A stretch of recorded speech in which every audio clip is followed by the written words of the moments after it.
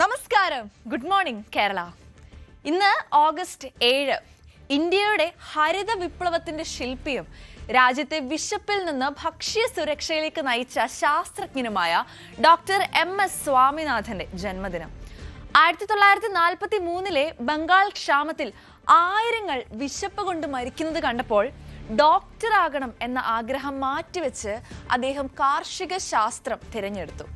ഒരു കാലത്ത് ഇന്ത്യയുടെ ഏറ്റവും വലിയ വെല്ലുവിളികളിൽ ഒന്നായിരുന്നു വിശപ്പ്. സ്വന്തം ജനങ്ങൾക്ക് മതിയാകുന്ന ഭക്ഷണം പോലും ഉൽപ്പാദിപ്പിക്കാൻ കഴിയാതെ രാജ്യം വിദേശ രാജ്യങ്ങളെ ആശ്രയിച്ച് ഗോതമ്പ് ഇറക്കുമതി ചെയ്യേണ്ടി വന്നിരുന്നു. അത്തരമൊരു സമയത്ത് ഒരു യുവാവിന്റെ മനസ്സിൽ ഒരു ചോദ്യം ഉദിച്ചു. വിശപ്പില്ലാത്ത ഒരു ഇന്ത്യയെ സൃഷ്ടിക്കാൻ ശാസ്ത്രത്തിന് കഴിയില്ലേ? ആ ഒരൊറ്റ ചോദ്യം ഒരു ജീവിത ലക്ഷ്യമായി പിന്നീട് മാറി. പിന്നീട് ആ യുവാവ് ഇന്ത്യയുടെ കാർഷിക ചരിത്രം തന്നെ മാറ്റി എഴുതിയ ഡോക്ടർ MS സ്വാമിനാഥനായി. വിദേശത്ത് പഠനം പൂർത്തിയാക്കിയിട്ടും അദ്ദേഹം ഇന്ത്യയിലേക്ക് തന്നെ തിരികെ മടങ്ങി. കൂടുതൽ വിളവ് നൽകുന്ന വിത്തുകളും ശാസ്ത്രീയ കൃഷി രീതികളുമൊക്കെ പ്രചരിപ്പിച്ച് ഇന്ത്യയുടെ ഹരിത വിപ്ലവത്തിന് അദ്ദേഹം നേതൃത്വം നൽകി. ഒരു കാലത്ത് ഭക്ഷ്യധാന്യം ഇറക്കുമതി ചെയ്തിരുന്ന രാജ്യം സ്വന്തം ജനങ്ങൾക്ക് വേണ്ട ഭക്ഷണം ഉൽപ്പാദിപ്പിക്കാൻ കഴിയുന്ന നിലയിലേക്കും എത്തി. ഇന്ന് നമ്മൾ പലപ്പോഴും ഒരു നേരത്തെ ഭക്ഷണം പോലും ചിന്തിക്കാതെ പാഴാക്കാറൊക്കെ ഉണ്ടല്ലേ? പക്ഷേ ഒരു കാലത്ത് ഒരു നേരത്തെ ആഹാരം പോലും കിട്ടാതെ ജീവൻ നഷ്ടപ്പെട്ടവരുടെ വേദനയാണ് MS സ്വാമിനാഥന്റെ ജീവിതത്തിന് ദിശയായത്. അതുകൊണ്ട് ഓരോ അരുമണിയും ഒരു കർഷകന്റെ അധ്വാനവും ഒരു ശാസ്ത്രജ്ഞന്റെ സ്വപ്നവും ചേർന്നുണ്ടായതാണ് എന്ന കാര്യം നമ്മൾ ഒരിക്കലും മറക്കാൻ പാടില്ല. ഭക്ഷണം പാഴാക്കാതിരിക്കുക എന്നത് ഒരു നല്ല ശീലം മാത്രമല്ല, വിശപ്പിന്റെ വില അറിയുന്നവരോടുള്ള നമ്മുടെ ഒരു ആദരവ് കൂടിയാണ്. ഓഗസ്റ്റ് 7 MS സ്വാമിനാഥന്റെ ജന്മദിനം. ഭക്ഷണത്തിന്റെ വിലയും വിശപ്പില്ലാത്ത ഒരു സമൂഹം സൃഷ്ടിക്കാനുള്ള നമ്മുടെ ഉത്തരവാദിത്വവും ഒരിക്കൽ കൂടി ഓർമ്മിപ്പിക്കുന്ന ദിവസം. അച്ചാൻസ് ഗോൾഡ് പ്രസൻസ് ന്യൂസി മോർണിംഗിലേക്ക് എന്റെ എല്ലാ പ്രിയ പ്രേക്ഷകർക്കും സ്വാഗതം. ആദ്യം പോകാം തലക്കെട്ടുകളിലേക്ക്.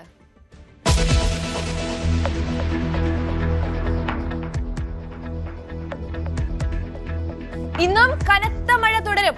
8 ജില്ലകളിൽ ഓറഞ്ച് അലേർട്ട്. കണ്ണൂരിൽ അതിതീവ്ര മഴയ്ക്ക് സാധ്യത. 7 ജില്ലകളിൽ വിദ്യാഭ്യാസ സ്ഥാപനങ്ങൾക്ക് അവധി.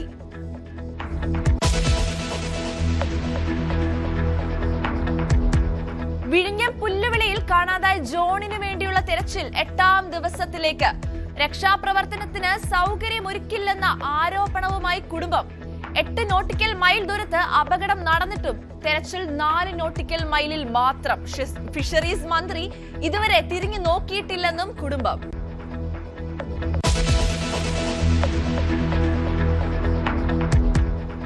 ആഭ്യന്തരമന്ത്രിയെയും പോലീസിനെയും വെല്ലുവിളിച്ച് അർജുൻ ആയങ്കി.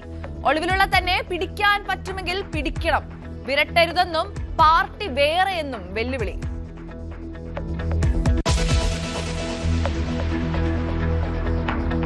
ഇന്ത്യയുടെ ബാലിസ്റ്റിക് മിസൈൽ അഗ്നി 4ന്റെ പരീക്ഷണം വിജയകരം. ബഹിരാകാശത്തിൽ നടന്ന് ചരിത്ര ദൗത്യം പൂർത്തിയാക്കി അനിൽ മേനോൻ. ദൗത്യം നീണ്ടത് 6.5 മണിക്കൂർ.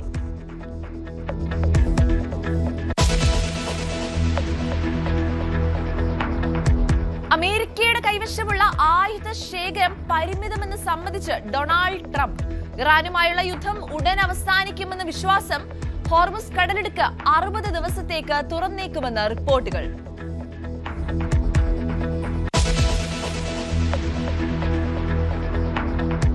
പശ്ചിമേഷ്യൻ സാഹചര്യം ചർച്ച ചെയ്ത് ഇന്ത്യ ഇസ്രായേൽ പ്രധാനമന്ത്രിമാർ. മോദിയുമായി ടെലിഫോണിൽ ചർച്ച നടത്തി നെതന്യാഹു. പരസ്പര സഹകരണം വർദ്ധിപ്പിക്കാൻ ധാരണ.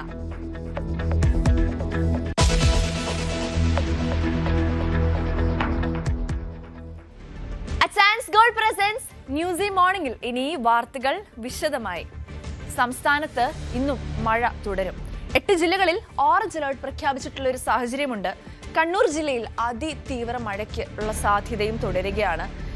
മഴ തുടരുന്ന സാഹചര്യത്തിൽ പത്തനംതിട്ട, ആലപ്പുഴ, കോട്ടയം, എറണാകുളം, വയനാട്, കണ്ണൂർ, കാസർഗോഡ് ജില്ലകളിലെ വിദ്യാഭ്യാസ സ്ഥാപനങ്ങൾക്ക് കളക്ടർ അവധി പ്രഖ്യാപിച്ചിട്ടുണ്ട്. അംഗൻവാടികൾക്കും പ്രൊഫഷണൽ കോളേജുകൾക്കും ഉൾപ്പെടെ ഈ അവധി ബാധകമാണ്. വിവരങ്ങളുമായി ശശി നാരായണനാണ് നമ്മളുമായി ചേരുന്നത്.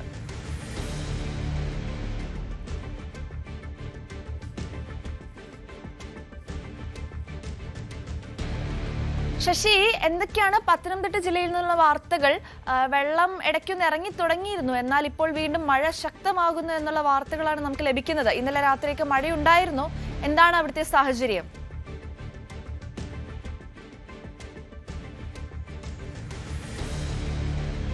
പത്തനംതിട്ട ജില്ലയിലെ മഴ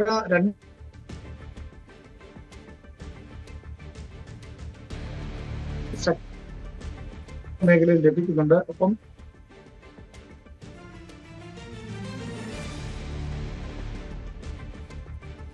അതെ, ഇന്നും 8 ജില്ലകളിൽ അവധി പ്രഖ്യാപിക്കുന്ന ഒരു സാഹചര്യം ഉണ്ടായിരിക്കുകയാണ്. ഇന്ന് രാവിലത്തോടെയാണ് പല ജില്ലകളിലും കളക്ടർ അവധി പ്രഖ്യാപിച്ചത്. മഴ ഇടയ്ക്കൊന്ന് ശമിച്ചിരുന്നു. ഇന്നലെയൊക്കെ വളരെ ആശ്വാസകരമായ ഒരു വാർത്തയാണ് കേരളത്തിൽ അങ്ങോളം ഇങ്ങോളം ഉണ്ടായിരുന്നത്. മിക്ക ജില്ലകളിലും തന്നെ വെള്ളം ഇറങ്ങി തുടങ്ങിയിരുന്നു. ജനവാസം പഴയ അവസ്ഥയിലേക്കും തിരികെ എത്തുന്ന സാഹചര്യമായിരുന്നു. ദുരിതാശ്വാസ ക്യാമ്പുകളിലൊക്കെ കഴിയുന്നവർ വീടുകളിലേക്കൊക്കെ തിരിച്ചു മാറുന്ന ഒരു അവസ്ഥയും ഉണ്ടായിരുന്നു. എന്നാൽ ഇപ്പോൾ വീണ്ടും മഴ ശക്തമാകുമെന്നുള്ള വാർത്തയാണ് വരുന്നത്.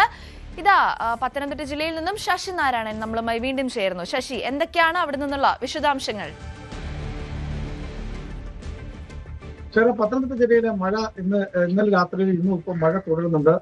നഗരപ്രദേശങ്ങളിലൊക്കെ ഇടപെട്ടാണ് മഴ ലഭിക്കുന്നത്. ഇന്നലെ രാത്രിയിൽ വനമേഖലയിൽ നല്ല രീതിയിൽ മഴ ലഭിച്ചു എന്നുള്ള വിവരമുണ്ട്. എന്തായാലും റാന്നിയിലും ആറന്മുളയിലും മഴ മാറി സാധാരണ രീതിയിലേക്ക് ജനജീവിതം എത്തുന്ന ഒരു സാഹചര്യം കഴിഞ്ഞ 2 ദിവസമായി ഉണ്ടായിരുന്നു. ക്യാമ്പുകളിൽ നിന്നും ആളുകൾ വീടുകളിലേക്ക് മടങ്ങുന്ന ഒരു സാഹചര്യമുണ്ട്. ഗതാഗതം അതുപോലെ തന്നെ മറ്റ് കാര്യങ്ങളുമൊക്കെ സാധാരണ രീതിയിലേക്ക് അവിടുത്തെ ജനജീവിതത്തെ ജനങ്ങൾ സാധാരണ ജീവിതത്തിലേക്ക് മടങ്ങുന്ന സാഹചര്യമാണ് ആറന്മുളയിലും റാന്നിയിലും ഒക്കെ ഉള്ളത്. അതേസമയം ഈ പ്രദേശങ്ങളിലെ വീടുകളിലെയും അതുപോലെ കടകളിലെയും ഒക്കെ നാശനഷ്ടങ്ങൾ വലിയാണ്. അത് സന്നദ്ധ സംഘടനാ പ്രവർത്തകരുടെയും നാട്ടുകാരുടെയും നേതൃത്വത്തിലാണ് ഇവിടെ വൃത്തിയാക്കലും മറ്റ് ശുചീകരണ പ്രവർത്തനങ്ങളൊക്കെ നടക്കുന്നത്. അതേസമയം അപ്പർ കുട്ടനാട് മേഖല, തിരുവല്ല, പെരിങ്ങര, കടപ്ര തുടങ്ങിയ ഭാഗങ്ങളിൽ വെള്ളക്കെട്ട് ഇപ്പോഴും തുടരുന്നുണ്ട്. അവിടെയാണ് ഏറ്റവും കൂടുതൽ ക്യാമ്പുകൾ ഉള്ളത്. എന്തായാലും അവിടുത്തെ ആളുകൾ ക്യാമ്പിൽ തന്നെ തുടരുന്ന ഒരു സാഹചര്യമുണ്ട്. വെള്ളക്കെട്ട് വീട്ടിൽ നിന്ന് മാറാത്തുണ്ട്. തിരികെ അവർക്ക് വീട്ടിലെത്താൻ കഴിയാത്ത ഒരു സാഹചര്യമുണ്ട്. അതേസമയം MC റോഡിലേക്ക് ഗതാഗതം വീണ്ടും പൂർവ്വസ്ഥിതിയിലേക്കായിട്ടുണ്ട്. വാഹന ഗതാഗതം കൃത്യമായി നടക്കുന്നുമുണ്ട്. ചെങ്ങന്നൂരും ഒക്കെ പന്തളത്തേക്കൊക്കെ സർവീസൊക്കെ കഴിഞ്ഞ 2 ദിവസമൊക്കെ വലിയ ബുദ്ധിമുട്ടാണ്. പക്ഷെ ഇപ്പൊ സാധാരണ രീതിയിലേക്ക് വാഹനങ്ങൾ പോകുന്നതും അതുപോലെ തന്നെ ജലത്തിന്റെ ജീവിതവും ഒക്കെ സാധാരണ നിലയിലേക്ക് മാറിയിട്ടുണ്ട്. അതേസമയം 2 ദിവസമായി ഇന്നലെയിൽ നിന്നും മഴ കുറഞ്ഞതുകൊണ്ടാണ് നദിയിലെ ജലനിരപ്പ് താഴ്ന്നിട്ടുള്ളത്. ഇന്നലെ റെഡ് അലർട്ടാണ് പ്രഖ്യാപിച്ചത്. ഇന്ന് ജില്ലയിൽ ഓറഞ്ച് അലർട്ടാണ്. ഇന്നലെ രാത്രിയിൽ മഴ വനമേഖലയിൽ ലഭിച്ചിട്ടുണ്ട്. അതുപോലെ തന്നെ ഈ നഗരപ്രദേശങ്ങളും ചെറിയ തോതിൽ മഴയുണ്ട്. ഇന്ന് രാവിലെയും മഴ തുടരുകയാണ്. അതേസമയം നദിയിലെ ജലനിരപ്പ് കാര്യമായി ഉയർന്നിട്ടില്ല. അതുകൊണ്ട് ആശങ്കപ്പെടേണ്ട സാഹചര്യമില്ല. എന്തായാലും 3 ദിവസം 6, 7, 8 എന്ന് 3 ദിവസം ജില്ലാ ഭരണകൂടം ജാഗ്രതാ നിർദ്ദേശം നൽകിയിട്ടുണ്ട്. അതുകൊണ്ട് തന്നെ ക്യാമ്പുകളിൽ നിന്നും ആളുകൾ 8-ന് ശേഷം പോയാൽ മതി എന്നുള്ള നിർദ്ദേശമാണ് ജില്ലാ ഭരണകൂടം, ജില്ലാ ദുരന്ത നിവാരണ അതോറിറ്റി നൽകിയിട്ടുള്ളത്. അത്തരത്തിൽ ആളുകൾ തിരിച്ച് 8-ാം തീയതി നാളെ കഴിഞ്ഞ ശേഷം ക്യാമ്പിൽ മടങ്ങാമെന്നുള്ള മുന്നറിയിപ്പാണുള്ളത്. എന്തായാലും ജില്ലയിലെ വിദ്യാഭ്യാസ സ്ഥാപനങ്ങൾക്കെല്ലാം അവധി ഇന്നത്തെ ഈ മഴയുടെ സാഹചര്യം വെച്ച് ജില്ലാ കളക്ടർ അവധി പ്രഖ്യാപിച്ചിട്ടുണ്ട്. നിലവിൽ ഈ വീടുകളിലേക്ക് തിരിച്ചു പോകുന്ന ആളുകളുടെ അവസ്ഥയാണ് ഏറ്റവും പരിതാപകരം. കാരണം അവർ വീട്ടിൽ തിരിച്ചു ചെന്നാൽ താമസിക്കാൻ കഴിയാത്ത ഒരു സാഹചര്യമുണ്ട്. അത് സന്നദ്ധ സംഘടന പ്രവർത്തകരുടെയും നാട്ടുകാരുടെയും അതുപോലെ തന്നെ മറ്റ് സഹായങ്ങൾ കൊണ്ടാണ് വീട് വൃത്തിയാക്കി അവർ തിരികെ മടങ്ങുന്നത്. എന്തായാലും അവിടെ വീട്ടിലുള്ള സാധനങ്ങൾ, അതായത് വീട്ടു സാധനങ്ങൾ പൂർണ്ണമായും നഷ്ടപ്പെട്ട ആളുകളുണ്ട്. അതുപോലെ തന്നെ വ്യാപാരികളും വലിയ ദുരിതം അനുഭവിക്കുന്നുണ്ട്. കാരണം അവരുടെ ഓണക്കാലമായതോടെ അവരുടെ സാധനങ്ങളൊക്കെ നഷ്ടപ്പെട്ട ലക്ഷങ്ങളുടെ നാശനഷ്ടം വ്യാപാരികൾക്ക് ഉണ്ടായിട്ടുണ്ട്. അത്തരത്തിലൊരു ബുദ്ധിമുട്ട് ഇപ്പോൾ പത്തനംതിട്ട ജില്ലയിലെ ആറന്മുളയിലെയും റാന്നിയിലെയും തിരുവല്ല അടക്കമുള്ള മേഖലയിലെ ജനങ്ങൾ അനുഭവിക്കുന്നു എന്നുള്ളതാണ് ഈ അവസരവുമായി ബന്ധപ്പെട്ട് നമുക്ക് എടുത്തു പറയേണ്ട കാര്യം. കാരണം ഈ ദുരിതങ്ങൾക്ക് ഒരു പരിഹാരം സർക്കാർ സഹായം മാത്രമാണ്. പക്ഷെ സർക്കാർ സഹായം പരിമിതമാണെന്നാണ് വ്യാപാരികൾ വ്യക്തമാക്കുന്നത്. വീടുകളിലേക്ക് മാറി താമസിക്കുന്ന വീട് ശുചീകരണത്തിനായി 10,000 രൂപയാണ് സർക്കാർ ഇപ്പോൾ നൽകിയിട്ടുള്ളത്. അതേസമയം വീട് നഷ്ടപ്പെട്ടവരുടെ കാര്യം ഈ ചെറിയ തുക കൊണ്ട്, സർക്കാർ പ്രഖ്യാപിച്ച തുക കൊണ്ട് അത് പൂർത്തീകരിക്കാൻ കഴിയത്തില്ല എന്നുള്ള കാര്യമാണ്. വലിയ വീടുകളൊക്കെ, 2 നിലയുള്ള വീടുകളൊക്കെ വളരെ മോശമായ രീതിയിൽ നാശനഷ്ടം സംഭവിച്ച വീടുകളുണ്ട്. അങ്ങനെ വലിയ ദുരിതം, സമാനതയില്ലാത്ത ദുരിതം ആറന്മുളയിലും റാന്നിയിലുമുള്ള കടകളും അതുപോലെ വീടുകളിലുമുള്ള ആളുകൾ അനുഭവിക്കുന്നു എന്നുള്ളതാണ് എടുത്തു പറയേണ്ട കാര്യം. മലയോര മേഖലയിലേക്കുള്ള യാത്രകൾക്കൊക്കെ നിരോധനമുണ്ട്. മലയോര മേഖലയിൽ നല്ല മഴ ലഭിക്കുന്നുണ്ട് ഇന്നലെ തൊട്ട് എന്നുള്ളതാണ് അറിയുന്നത്. കാരണം വാഹന ഗതാഗതത്തിന് ഒരു നിയന്ത്രണമുണ്ട്.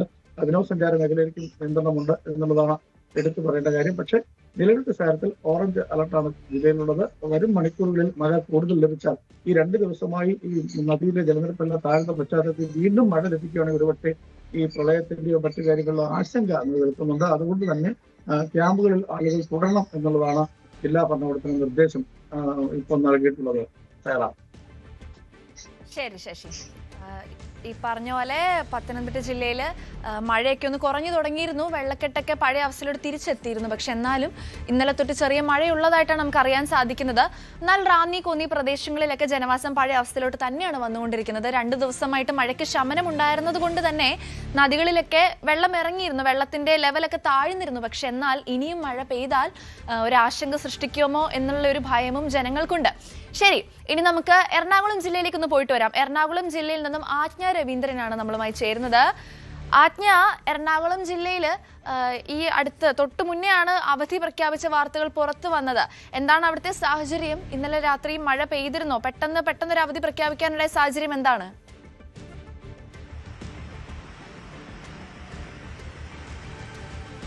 അനുശ്രീ, ഇന്ന് രാവിലെ 4 മണിയോട് കൂടിയാണ് ഈ 4 മണി മുതലുള്ള 3 മണിക്കൂർ റെഡ് അലർട്ട് എന്നുള്ള തരത്തിലേക്കാണ്. കനത്ത മഴയ്ക്ക് സാധ്യതയുണ്ട്. ആ ഒരു സാഹചര്യം കണക്കിലെടുത്തുകൊണ്ടാണ് ജില്ലാ കളക്ടർ ജി പ്രിയങ്ക വിദ്യാഭ്യാസ സ്ഥാപനങ്ങൾക്ക് അവധി പ്രഖ്യാപിക്കുന്നത്. ഈ പറയുന്നത് പോലെ ഒരുപാട് വൈകിയാണ് ഇത്തരം മെസ്സേജ് ലഭിച്ചത്. പക്ഷേ ഒരുപക്ഷെ ഇത്തരത്തിലുള്ള വലിയ മഴ പെയ്യാനുള്ള സാഹചര്യവും സാധ്യതയും കണക്കിലെടുത്തായിരിക്കാം ഒരുപക്ഷെ അത്തരത്തിൽ ഈ രാവിലെ 4 മണി മുതൽ 7 മണി വരെയുള്ള സമയം കണക്കിലെടുത്തുകൊണ്ടായിരിക്കാം. അതുകൊണ്ട് റെഡ് അലർട്ട് പ്രഖ്യാപിക്കുന്ന ഒരു സാഹചര്യത്തിലേക്ക് പോയിക്കൊണ്ടാണ് വിദ്യാഭ്യാസ സ്ഥാപനങ്ങൾക്ക് അടിയന്തരമായി അവധി പ്രഖ്യാപിച്ചിരിക്കുന്നത്. മാത്രമല്ല കടലാക്രമണത്തിന് സാധ്യതയുണ്ട്. ചെല്ലാനം വരെയാണ് കടലാക്രമണം. അതായത് വലിയ 2 മീറ്റർ വരെ ഉയരത്തിലുള്ള തിരമാലകൾ ഉണ്ടാകാനുള്ള സാധ്യതയുണ്ട്. അതുകൊണ്ട് തന്നെ ചെറുവള്ളങ്ങളും ബോട്ടുകളും കടലിലിറങ്ങരുത് എന്നുള്ള നിർദ്ദേശവുമുണ്ട്. അത്തരം സാഹചര്യങ്ങളൊക്കെ ഉണ്ടെങ്കിലും ഇതുവരെയും എറണാകുളം ജില്ലയിൽ കനത്ത മഴ പെയ്തിട്ടില്ല എന്ന് വേണം പറയാൻ. എറണാകുളം ജില്ലയിലല്ല, പ്രത്യേകിച്ചും ഈ ടൗൺ ഏരിയയിൽ പ്രത്യേകിച്ചും മഴ തുടർച്ചയായി നിൽക്കുന്നുണ്ട്, മഴ പെയ്തുകൊണ്ടിരിക്കുന്നുണ്ട്. പക്ഷേ ഈ കനത്ത മഴ എന്നൊരു സാഹചര്യത്തിലേക്ക് ഇതുവരെയും പോയിട്ടില്ല. എന്തായാലും ഒരുപക്ഷെ ഈ 3 മണിക്കൂർ എന്ന് പറയുന്ന സമയം ഏതാണ്ട് അവസാനിക്കാറായിട്ടുണ്ട്. പക്ഷേ എന്നിരുന്നാൽ പോലും അതൊരു പക്ഷേ ഇന്ന് തന്നെ ഈ പറയുന്ന ഒരു കനത്ത മഴയിലേക്കോ അല്ലെങ്കിൽ കൊച്ചിയിലെ സ്ഥിതി അറിയാലോ, ഈ റെഡ് അലർട്ട് പ്രഖ്യാപിക്കുമ്പോഴും അത്ര വലിയ കനത്ത മഴ പെയ്യുന്ന സാഹചര്യത്തിലുമൊക്കെ വെള്ളക്കെട്ടിലേക്ക് പോകാനുള്ള എല്ലാ സാഹചര്യവുമുണ്ട്. അതുകൊണ്ട് തന്നെ ഈ അതിനുള്ള മുൻകരുതൽ എന്നുള്ള നിലയിൽ തന്നെയാണ് സ്കൂളുകൾക്ക് അവധി പ്രഖ്യാപിച്ചത്. പക്ഷേ പലപ്പോഴും ഈ അവധി പ്രഖ്യാപിക്കൽ പലപ്പോഴും ഒരുപാട് രാത്രിയായി പോകുന്നത് കൊണ്ട് തന്നെ കുട്ടികൾക്കും വീട്ടിലുള്ളവർക്കും അധ്യാപകർക്കും ഒക്കെ ബുദ്ധിമുട്ടാകുന്ന സാഹചര്യങ്ങളുമുണ്ട്. അത്തരം സാഹചര്യങ്ങൾ നേരത്തെയും ആളുകളുടെ പ്രതികരണത്തിൽ വന്നിട്ടുള്ളതാണ്. എന്നിരുന്നാൽ പോലും ഇത്തരം ഒരു വലിയ ക്രൈസിസ് വരുമ്പോൾ അത് കമ്മ്യൂണിക്കേറ്റ് ചെയ്യാതെ പറ്റില്ല, അതല്ലെങ്കിൽ അത്തരം തീരുമാനങ്ങൾ എടുക്കാതെ പറ്റില്ല എന്നൊരു സാഹചര്യം കൂടി മുന്നിലുണ്ട്, ജില്ലാ ഭരണകൂടത്തിന്റെ മുന്നിലുണ്ട്. എന്തായാലും ഇന്ന് ജില്ലയിലെ എല്ലാ സ്കൂളുകൾക്കും വിദ്യാഭ്യാസ സ്ഥാപനങ്ങൾക്കും അവധി പ്രഖ്യാപിച്ചിട്ടുണ്ട് ജില്ലാ കളക്ടർ ജി പ്രിയങ്ക. ഈ 3 മണിക്കൂർ, അതായത് രാവിലെ 4 മണി മുതൽ ഉള്ള സമയത്ത് 3 മണിക്കൂറാണ് റെഡ് അലർട്ട് പ്രഖ്യാപിച്ചിരിക്കുന്നത്. കാലാവസ്ഥാ വകുപ്പ് അറിയിച്ച പുതുക്കിയ റിപ്പോർട്ടിന്റെ അടിസ്ഥാനത്തിലാണ് 4 മണി മുതൽ 7 മണി വരെയുള്ള സാഹചര്യത്തിൽ ജില്ലയിൽ 3 മണിക്കൂർ സമയത്തേക്ക് റെഡ് അലർട്ട് പ്രഖ്യാപിക്കുന്ന സാഹചര്യം അടിയന്തരമായി ഉണ്ടായത്. അനുശ്രീ, ശരി, ആജ്ഞ രവീന്ദ്രനാണ് നമ്മളുമായി കൂടുതൽ വിശദാംശങ്ങൾ, എറണാകുളത്തു നിന്നുള്ള കൂടുതൽ വിശദാംശങ്ങൾ പങ്കുവച്ചത്. അടുത്തത് നമുക്ക് കോട്ടയം ജില്ലയിലേക്ക് പോവാം. കോട്ടയം ജില്ലയിൽ നിന്നും ജി ശ്രീജിത്ത് ആണ് നമ്മളോടൊപ്പം ചേരുന്നത്. ശ്രീജിത്ത്, കോട്ടയം ജില്ലയിലും ഈ പറയുന്ന പോലെ തന്നെ വെള്ളം ഇറങ്ങി തുടങ്ങി എന്നുള്ള വാർത്തകളാണ് നമ്മൾ ഇന്നലെയൊക്കെ സംസാരിക്കാൻ ഇടയായത്. കാരണം നദികളിൽ നിന്നൊക്കെ വെള്ളം വലിയുന്നതിനോടൊപ്പം തന്നെ താഴ്ന്ന പ്രദേശങ്ങളിൽ നിന്നും മിക്ക സ്ഥലങ്ങളിൽ നിന്നും വെള്ളം ഇറങ്ങുന്ന ഒരു സാഹചര്യം തന്നെയാണ് ഉണ്ടായിരുന്നത്. ഇപ്പോൾ എന്താണ് അവിടുത്തെ അവസ്ഥ? ഇന്നലെ തൊട്ട് വീണ്ടും മഴയൊക്കെ ശക്തമാകുന്നു. ഇന്ന് വീണ്ടും അവധി പ്രഖ്യാപിക്കുന്ന ഒരു സാഹചര്യമുണ്ട്. ഇന്നലെ ജില്ലയിൽ ഒട്ടാകെ അവധിയില്ലായിരുന്നു, ചില താലൂക്കുകളിൽ മാത്രമാണ് കോട്ടയം ജില്ലയ്ക്ക് അവധി ഉണ്ടായിരുന്നത്. പക്ഷെ ഇന്നിപ്പോൾ വീണ്ടും കോട്ടയം ജില്ല മുഴുവൻ അവധി പ്രഖ്യാപിക്കുന്ന സാഹചര്യമുണ്ട്. എന്താണ് അവിടുത്തെ ഇപ്പോഴത്തെ സാഹചര്യം?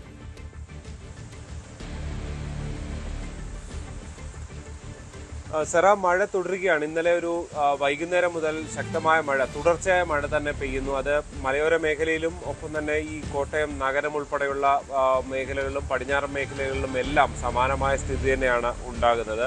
അതായത് ഇന്നലെ ഏതാണ്ട് ഉച്ചയോടുകൂടി റെഡ് അലർട്ട് വീണ്ടും പ്രഖ്യാപിച്ചിരുന്നു. ഇതിന് പിന്നാലെയാണ് ഈ ഒരു സമയത്താണ് വീണ്ടും മഴ കനക്കുന്ന നിലയിലേക്ക് കാര്യങ്ങൾ എത്തിയത്. ഇന്ന് രാവിലെയും ആ മഴ തുടരുന്ന സാഹചര്യം തന്നെയാണുള്ളത്. ഈ ഉരുൾപൊട്ടൽ സാധ്യതാ മേഖലകളിലെല്ലാം മഴയുണ്ട് എന്നുള്ളതാണ് ജില്ലയുടെ ഒരു വലിയ ആശങ്കയായി നിലനിൽക്കുന്നത്. എന്തായാലും ഈ മഴ തുടരുന്നു എന്നുള്ളത് കൊണ്ട് തന്നെ പല നദികളിൽ ജലനിരപ്പ് വീണ്ടും ഉയരാൻ തുടങ്ങിയിട്ടുണ്ട്. അതൊരു വലിയ നിലയിലുള്ള അതല്ല, മുന്നറിയിപ്പ് നിലയിലേക്ക് പോലും എത്തിയിട്ടില്ല. പക്ഷെ പാല പോലുള്ള മേഖലകളിലൊക്കെ വെള്ളം വീണ്ടും ചെറിയ തോതിൽ ഉയർന്നിട്ടുണ്ട് എന്നുള്ളതാണ് ഒരു ആശങ്കയായി നിൽക്കുന്നത്. ഇന്നലെ നമ്മൾ പോകുമ്പോൾ ഈ കുമരകം റോഡിന്റെ ഇരുഭാഗത്തുമുള്ള വീടുകളിലൊക്കെ വെള്ളക്കെട്ട് തുടരുകയായിരുന്നു. അതായത് കോട്ടയം താലൂക്കിലെ താഴ്ന്ന പ്രദേശങ്ങളെല്ലാം ഏതാണ്ട് വെള്ളത്തിലാകുന്ന സ്ഥിതിയായിരുന്നു ഉണ്ടായിരുന്നത്.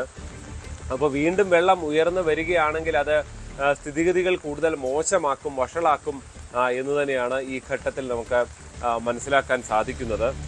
എന്തായാലും ഈ കിഴക്കൻ മേഖലയിലൊക്കെ ഈ ഈരാറ്റുപേട്ടയിലും പാലിലുമൊക്കെ കടകളിലൊക്കെ വെള്ളം കയറി വലിയ നാശനഷ്ടങ്ങൾ ഉണ്ടായിരുന്നു. പലയിടത്തും റോഡുകൾക്ക് തകരാറുകൾ വന്നിരുന്നു. അതുകൊണ്ട് തന്നെ പൊതുമരാമത്ത് വകുപ്പ് മന്ത്രി PK ബഷീർ ഇന്ന് ഈരാറ്റുപേട്ടയിൽ രാവിലെ സന്ദർശനത്തിനും എത്തുന്നതായി തീരുമാനിച്ചിട്ടുണ്ട്.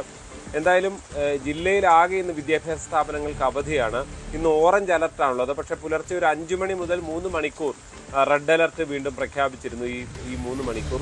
എന്തായാലും ഇന്ന് പകൽ വീണ്ടും മഴ അതിശക്തമായി തുടരുകയും ഉരുൾപൊട്ടൽ പോലുള്ള സാധ്യതകൾ നിലനിൽക്കുകയും ചെയ്യുന്നത് ജില്ലയെ സംബന്ധിച്ച് വലിയൊരു ആശങ്കയായി തുടരുകയാണ്. എന്തായാലും ഈ എത്ര ദിവസം എത്ര മണിക്കൂറുകൾ മഴ തുടരും? ഈ രാവിലെയുള്ള ഈ സമയത്ത് അതിശക്തമായ മഴയല്ല, പക്ഷെ ഒരു മഴ ഉണ്ട് മുഴുവൻ സമയവും എന്നുള്ളതാണ് ഒരു ആശങ്ക. ശരി ശ്രീജിത്ത്, കോട്ടയത്ത് നിന്നുമുള്ള വാർത്തകളാണ് നമുക്ക് കിട്ടിയത്. ഇപ്പോൾ ഈ പറഞ്ഞതുപോലെ തന്നെ കോട്ടയത്ത് വെള്ളം ഇറങ്ങി തുടങ്ങിയിരുന്നു. മുനിസിപ്പാലിറ്റിയിലൊക്കെ ജലനിരപ്പ് താഴ്ന്ന അവസ്ഥയുണ്ടായിരുന്നു. പക്ഷെ എന്നാൽ പോലും ചെറിയൊരു മഴ ഇങ്ങനെ നിലനിൽക്കുന്നത് ജനങ്ങൾക്കിടയിൽ ആശങ്ക ഉയർത്തുമെന്നാണ് നമുക്ക് അറിയാൻ സാധിക്കുന്നത്. കൂടാതെ ഉരുൾപൊട്ടലിന് സാധ്യതയുള്ള മേഖലകളിലും ജനങ്ങൾക്ക് ചെറിയ രീതിക്കുള്ള ഭീതി ഉണ്ടെന്നാണ് നമുക്കറിയാൻ സാധിക്കുന്നത്. ശരി, അടുത്തത് നമുക്ക് ഇടുക്കി ജില്ലയിലെ അവസ്ഥ എന്താണെന്ന് നോക്കിയിട്ട് വരാം. ഇടുക്കി ജില്ലയിൽ നിന്നും നമ്മളുമായി പ്രിൻസ് ജെയിംസ് ആണ് ചേരുന്നത്. പ്രിൻസ്, എന്താണ് ഇടുക്കി ജില്ലയിലെ അവസ്ഥ? അവിടെ അണക്കെട്ടുകളൊക്കെ തുറന്നിരുന്നു. ഇപ്പോൾ അവിടുത്തെ ജലനിരപ്പിന്റെ അവസ്ഥ എന്താണ്? മഴ തുടരുന്നുണ്ടോ? ഭയപ്പെടേണ്ട സാഹചര്യങ്ങളുണ്ടോ? നിലവിൽ മഴ അല്പം തോന്നുന്ന സാഹചര്യമാണ് ഇടുക്കിയിലുള്ളത്. ഇന്ന് കഴിഞ്ഞ രാത്രിയിൽ അതിശക്തമായ ഒരു മഴ ഇടുക്കി ലഭിച്ചിരുന്നു. ഒറ്റപ്പെട്ട സ്ഥലങ്ങളിലൊക്കെ മഴ ശക്തമാകുന്ന ഒരു സാഹചര്യമായിരുന്നു. പുലർച്ചയോടെ മഴ കൂടുതൽ ശക്തമായ അവസ്ഥ ഉണ്ടായി. എങ്കിലും ഇപ്പോൾ നിലവിൽ മഴ തുറന്നു നിൽക്കുന്നുണ്ട്. ഇടയ്ക്ക് ഒറ്റപ്പെട്ട മഴ മാത്രമാണ് ഇപ്പോൾ പെയ്യുന്ന ഒരു അവസ്ഥയിലേക്ക് എത്തിയിരിക്കുന്നു. വരും മണിക്കൂറുകളിൽ മഴ വീണ്ടും ശക്തമാകുമെന്നാണ് കരുതുന്നത്. എന്തായാലും ജില്ലയിൽ നിലവിൽ ആശങ്കാജനമായ സാഹചര്യങ്ങളൊന്നുമില്ല എന്നാണ് കരുതുന്നത്. അതിശക്തമായ ഒരു മഴ തുടർച്ചയായി പെയ്തെങ്കിൽ മാത്രമേ ലഭിക്കേണ്ടതുള്ളൂ എന്ന് കരുതുന്നെങ്കിലും ജില്ലാ ഭരണകൂടം ജാഗ്രത തുടരുകയാണ്. കാരണം അതിശക്തമായ ഒരു മഴയുണ്ടായാൽ പല മേഖലകളിലും മണ്ണിടിച്ചിൽ സാധ്യത അല്ലെങ്കിൽ ഉരുൾപൊട്ടൽ സാധ്യതയൊക്കെ ഉള്ളതിനാൽ തന്നെ ജില്ലാ ഭരണകൂടം ജാഗ്രത തുടരുകയാണ്. നിലവിൽ 3 അണക്കെട്ടുകളിൽ നിന്ന് വെള്ളം പുറത്തേക്ക് വിടുന്ന ഇപ്പോൾ തുടരുന്നുണ്ട്. അതായത് കല്ലാർകുട്ടി, പാമ്പള, മലങ്കര അണക്കെട്ടുകളിൽ നിന്ന് വെള്ളം ഇപ്പോഴും പുറത്തേക്ക് ഒഴുകുകയാണ്. അതോടൊപ്പം തന്നെ മറ്റു ചെറുകിട അണക്കെട്ടുകളിൽ ഇപ്പോൾ ശക്തമായ നീരൊഴുക്കുണ്ടെങ്കിലും കാര്യമായ ഒരു ഡാമുകൾ തുറക്കേണ്ട ഒരു സാഹചര്യമില്ല. പ്രത്യേകിച്ചും ഇരട്ടയാർ, പൊന്മുടി, ചെക്കുളം, ആനയിറങ്കൽ പോലെയുള്ള ചെറുകിട ജലാശയങ്ങളിൽ നീരൊഴുക്ക് വർദ്ധിക്കുന്നുണ്ടെങ്കിൽ പോലും ഇപ്പോൾ ആശങ്കപ്പെട്ട ഒരു സാഹചര്യമില്ല. ഈ അണക്കെട്ടുകളൊന്നും തുറക്കേണ്ട സാഹചര്യം നിലവിലത്തെ അവസ്ഥയിലില്ല. പ്രധാന അണക്കെട്ടുകളായ ഇടുക്കിയിലും മുല്ലപ്പെരിയാറിലും ഇപ്പോൾ നീരൊഴുക്ക് ശക്തമായി തുടരുന്നുണ്ടെങ്കിലും ഇപ്പോഴും ആശങ്കകരമായ സാഹചര്യമില്ല. ഇടുക്കിയിലെ ജലനിരപ്പ് 2351 അടി പിന്നിട്ടു. അതായത് ആകെ സംഭരണ ശേഷിയുടെ ഏകദേശം 47% ഇപ്പോൾ ഇടുക്കിയിലെ ജലനിരപ്പ്. എന്നാൽ കഴിഞ്ഞ വർഷത്തെ അപേക്ഷിച്ച് ഈ വർഷം ഈ സമയം ഉണ്ടായിരുന്നതിനേക്കാൾ വളരെ കുറവാണ് ഇപ്പോഴും ഇടുക്കിയിലെ ജലനിരപ്പ്. അതായത് ആവശ്യത്തിന് വെള്ളം, അതായത് മൺസൂൺ കാലഘട്ടത്തിൽ ഇടുക്കിയിലേക്ക് ഒഴുകിയെത്തേണ്ടതിന് ആവശ്യമായ ആനുപാതികമായ വെള്ളം ഇപ്പോഴും ജലാശയത്തിലേക്ക് ഒഴുകിയെത്തിയിട്ടില്ല. മുല്ലപ്പെരിയാറിന്റെ സ്ഥിതിയും അതുതന്നെയാണ്. മറ്റ് അണക്കെട്ടുകൾ, ചെറുകിട അണക്കെട്ടുകൾ ജലനിരപ്പ് ഉയർന്നു നിൽക്കുന്ന ഒരു സാഹചര്യം കൂടിയുണ്ട്. എന്തായാലും ജില്ലയിൽ ജാഗ്രതാ നിർദ്ദേശം തുടരുകയാണ്. പ്രത്യേകിച്ചും രാത്രികാല യാത്രകൾക്കൊക്കെയുള്ള ജാഗ്രതകൾ തുടരുന്നു.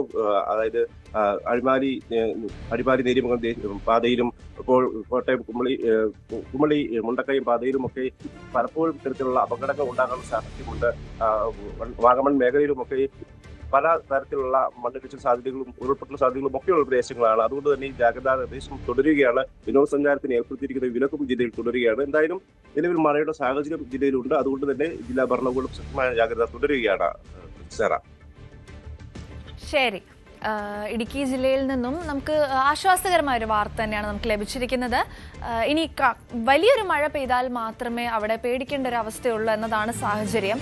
ഒപ്പം 3 ഡാമുകൾ തുറന്നു തന്നെയാണ് ഇപ്പോഴും തുടരുന്നത്. പക്ഷെ എന്നാൽ പോലും ജലനിരപ്പൊക്കെ പ്രശ്നമില്ലാത്ത ഒരു അവസ്ഥയിലാണ് പോയിക്കൊണ്ടിരിക്കുന്നത്. എന്നാൽ ഈ അടിമാലി, കുമളി, വാഗമൺ ഭാഗങ്ങളിലൂടെയൊക്കെയുള്ള യാത്രയ്ക്ക് നമ്മൾ സുരക്ഷിതത്വം നോക്കേണ്ടിയിരിക്കുന്നു. ജാഗ്രതാ നിർദ്ദേശങ്ങളുണ്ട്.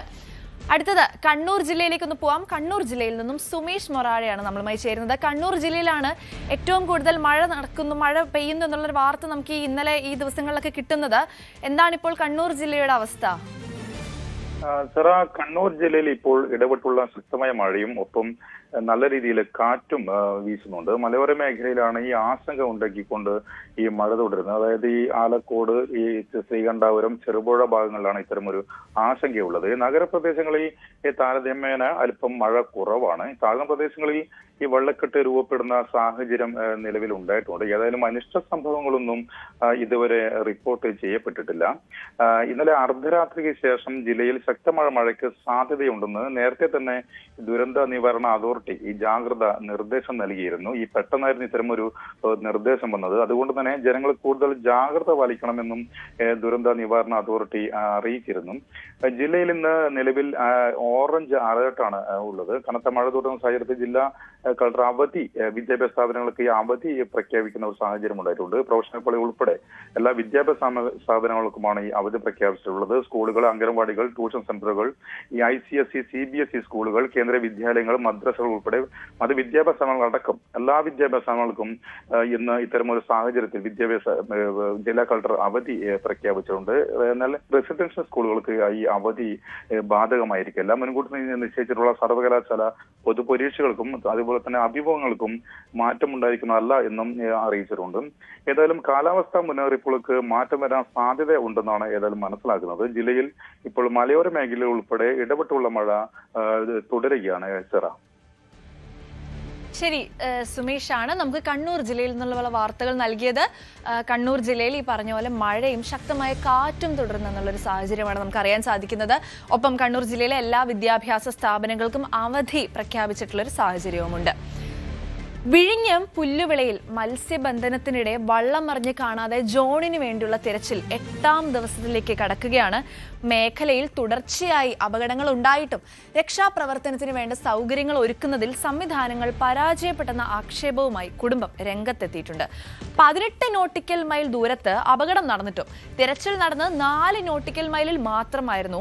ഫിഷറീസ് മന്ത്രി ഇതുവരെ തിരിഞ്ഞു നോക്കിയിട്ടില്ലെന്നും ജോണിന്റെ കുടുംബം ന്യൂസ് 18നോട് പ്രതികരിച്ചു. കഴിഞ്ഞ ജൂലൈ 31 വിഴിഞ്ഞത്ത് വെച്ച് മത്സ്യബന്ധനത്തിനിടെ കടലിൽ കാണാതായ ജോണിൻ്റെ വീട്ടിലാണ് ഞാനിപ്പോൾ ഉള്ളത്. 8ാം ദിവസത്തിലേക്ക് കടന്നിരിക്കുകയാണ് ജോണിന് വേണ്ടിയുള്ള തെരച്ചിൽ. പക്ഷേ ഇപ്പോഴും ജോണിനെ കണ്ടെത്താൻ കഴിഞ്ഞിട്ടില്ല. ആവുന്നതെല്ലാം ചെയ്യുന്നുണ്ട് എന്ന് മറൈൻ എൻഫോഴ്സ്മെൻറ്റും കോസ്റ്റ് ഗാർഡുമൊക്കെ ഉറപ്പ് നൽകിയിട്ടുണ്ടെങ്കിലും ജോൺ എവിടെ എന്നതിന് മാത്രം ഇപ്പോഴും കൃത്യമായൊരു ഉത്തരമില്ല. ഇപ്പോൾ ഈ കുടുംബാംഗങ്ങൾ തന്നെ, ജോണിൻ്റെ 3 മക്കൾ എന്നോടൊപ്പം ചേരുന്നു.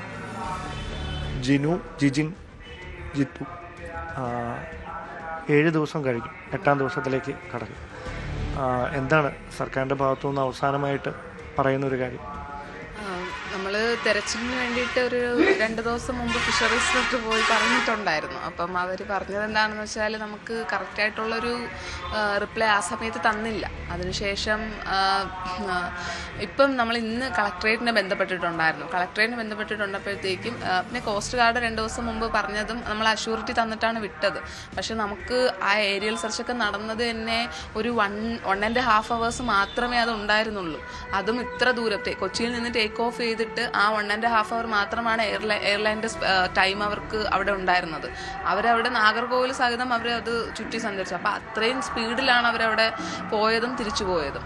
1.5 മണിക്കൂർ മണിക്കൂറേ ആ ഏരിയൽ സെർച്ച് ഉണ്ടായിരുന്നുള്ളൂ. അത് നമ്മൾ ഫാൽക്കൺ എന്ന് പറഞ്ഞിട്ടൊരു ഇന്ത്യൻ കോസ്റ്റ് ഗാർഡിൻ്റെ എയർക്രാഫ്റ്റ് ആയിരുന്നു. അപ്പോൾ അത് നമ്മളിവിടെ ട്രാക്ക് ചെയ്യുന്നുണ്ടായിരുന്നു. ട്രാക്ക് ചെയ്തിട്ട് ഈ ഡീറ്റെയിൽസ് അവർക്ക് ഇട്ടുകൊടുത്തപ്പോഴത്തേക്കും അവർ പറഞ്ഞത് അത്രയും അങ്ങനെ സാധാരണ ചെയ്യുന്നുള്ള ആ ഒരു രീതിയിലാണ് നമുക്ക് റിപ്ലൈ തന്നത്. മാത്രമല്ല നമുക്കത് എഫിഷ്യൻ്റ് ആണെന്ന് തോന്നിയില്ല. ഇതല്ല ഇതിനു മുമ്പ് ചെയ്ത കാര്യങ്ങൾ. അപ്പം ഒരു റെസ്ക്യൂ ഓപ്പറേഷൻ എന്ന് പറയുന്നത് ഇമ്മീഡിയറ്റ് ആയിട്ട് ചെയ്യേണ്ടതാണ്. ഒരു ആക്സിഡൻറ്റ് നടക്കുമ്പോഴാണ് നമ്മളത് ഹെൽപ്പ് ചെയ്യേണ്ടത്. അപ്പം അതിന് വേണ്ടിയിട്ടുള്ള ടെക്നോളജീസോ കാര്യങ്ങളോ ഒന്നും നമ്മുടെ കയ്യിലില്ല. ഇതുവരെയും ഒരു ഓഷനിൽ ഒരു ആക്സിഡൻറ്റ് ഉണ്ടായാൽ അതിനെ ഹെൽപ്പ് ചെയ്യേണ്ട അല്ലെങ്കിൽ അതിനുള്ള ഒരു പ്രൊസീജിയർ നമ്മുടെ കയ്യിലില്ല എന്നുള്ളതാണ് എടുത്തു പറയേണ്ടത്. ഈ നേരത്തെ ഇങ്ങനെ എന്തെങ്കിലും അപകടത്തിൽ പെട്ടിട്ടുണ്ടോ അച്ഛനോ? കടലിൽ പോകുന്ന എല്ലാവരും ഉറപ്പായിട്ടും ഇങ്ങനെ പെട്ടിട്ടുണ്ടാകും. പപ്പ ഇതിനു മുമ്പ് 2 times ഇതുപോലെ പെട്ടിട്ടുണ്ട്. അപ്പം പപ്പ തിരിച്ചു വരുമെന്ന് തന്നെയാണ് ഞങ്ങൾ വിശ്വസിക്കുന്നത്. ഉറപ്പായിട്ടും പപ്പ തിരിച്ചു വരും. അപ്പോൾ വരുന്നവരെ വെയിറ്റിംഗ് ആണ്. പക്ഷേ കുറച്ചുകൂടെ നേരത്തെ ആക്കാൻ വേണ്ടിയിട്ടാണ് ഇവരോട് ഇത്രയും നമ്മൾ ഹെൽപ്പ് ആവശ്യപ്പെടുന്നത്, ഇവരോട് ഇത്രയും നമ്മൾ റിക്വസ്റ്റ് ചെയ്യുന്നത്. എന്താണ് ചെയ്യുന്നത്? ഞാനിപ്പം PhD ചെയ്യാണ് കേരള യൂണിവേഴ്സിറ്റിയിൽ. ഗവൺമെൻറ് ഭാഗത്തുനിന്ന് എന്തെങ്കിലും തരത്തിലുള്ള, കാരണം നിങ്ങൾ നേവിയുടെ അടക്കം സഹായം തേടിയിരുന്നു അല്ലേ? നേവിയുടെ അടക്കം നമുക്ക് ഇവിടെ ഒരു ഞങ്ങളുടെ പഞ്ചായത്ത് പ്രസിഡന്റ്, കാര്യങ്ങളും panchayat president mister Pushpa Vincent, അദ്ദേഹം ഞങ്ങളെ ഒരുപാട് അവിടെ ഫിഷറീസ് ഡിപ്പാർട്ട്മെന്റിൽ പോയി ഞങ്ങളുടെ പ്രശ്നങ്ങൾ ഉണ്ടാക്കുന്നത് വരെയും അവരോട് ഞങ്ങൾ ചോദിക്കുകയാണ്, ഓരോ കാര്യങ്ങൾ ചോദിക്കുകയാണ്. അദ്ദേഹം നമ്മുടെ കൂടെ ഉണ്ടായിരുന്നു. എല്ലാ അപ്ഡേറ്റും അദ്ദേഹം നമ്മുടെ അവിടെ നിന്ന് എടുക്കുന്നുണ്ടായിരുന്നു. പക്ഷേ അതേ ആള് തന്നെ ഒരു വിൻസെന്റ് ഉണ്ട്, വിൻസെന്റ് MLA. അയാൾ ഞങ്ങളോട് ചോദിച്ച കാര്യം എന്താണെന്ന് വെച്ചാൽ, എന്തുകൊണ്ടാണ് നിങ്ങളുടെ പപ്പയുടെ കൂടെ തിരിച്ചു വന്നവർ പപ്പയെ തേടി സെർച്ചിന് വേണ്ടിയിട്ട് തിരിച്ചു പോയിട്ടുണ്ടായിരുന്നു. വീണ്ടും തൊട്ടടുത്ത ദിവസം തന്നെ അവരവരുടെ ലൈഫ് പോലും ആ ഒരു സ്ട്രെസ്സിൽ നിന്ന് ആൻസൈറ്റിയിൽ നിന്ന് അവർ പുറത്തു വന്നിട്ടുണ്ടാകത്തില്ല. പക്ഷേ തൊട്ടടുത്ത ദിവസം തന്നെ അവർ റെസ്ക്യൂ ഓപ്പറേഷന് വേണ്ടിയിട്ട് വീണ്ടും അവർ സ്വന്തം കാശിൽ പോവുകയാണ്, ആരുടെയും ഹെൽപ്പ് ഇല്ലാതെ, ഗവൺമെൻറ്റിൻ്റെ സഹായമില്ലാതെ. പക്ഷെ അങ്ങനെ പോയവർ എന്തെങ്കിലും അപ്ഡേറ്റ് കൊണ്ടുവന്നിട്ടുണ്ടോ എന്നാണ് ഈ MLA വിൻസെന്റ് നമ്മളോട് ചോദിച്ചത്.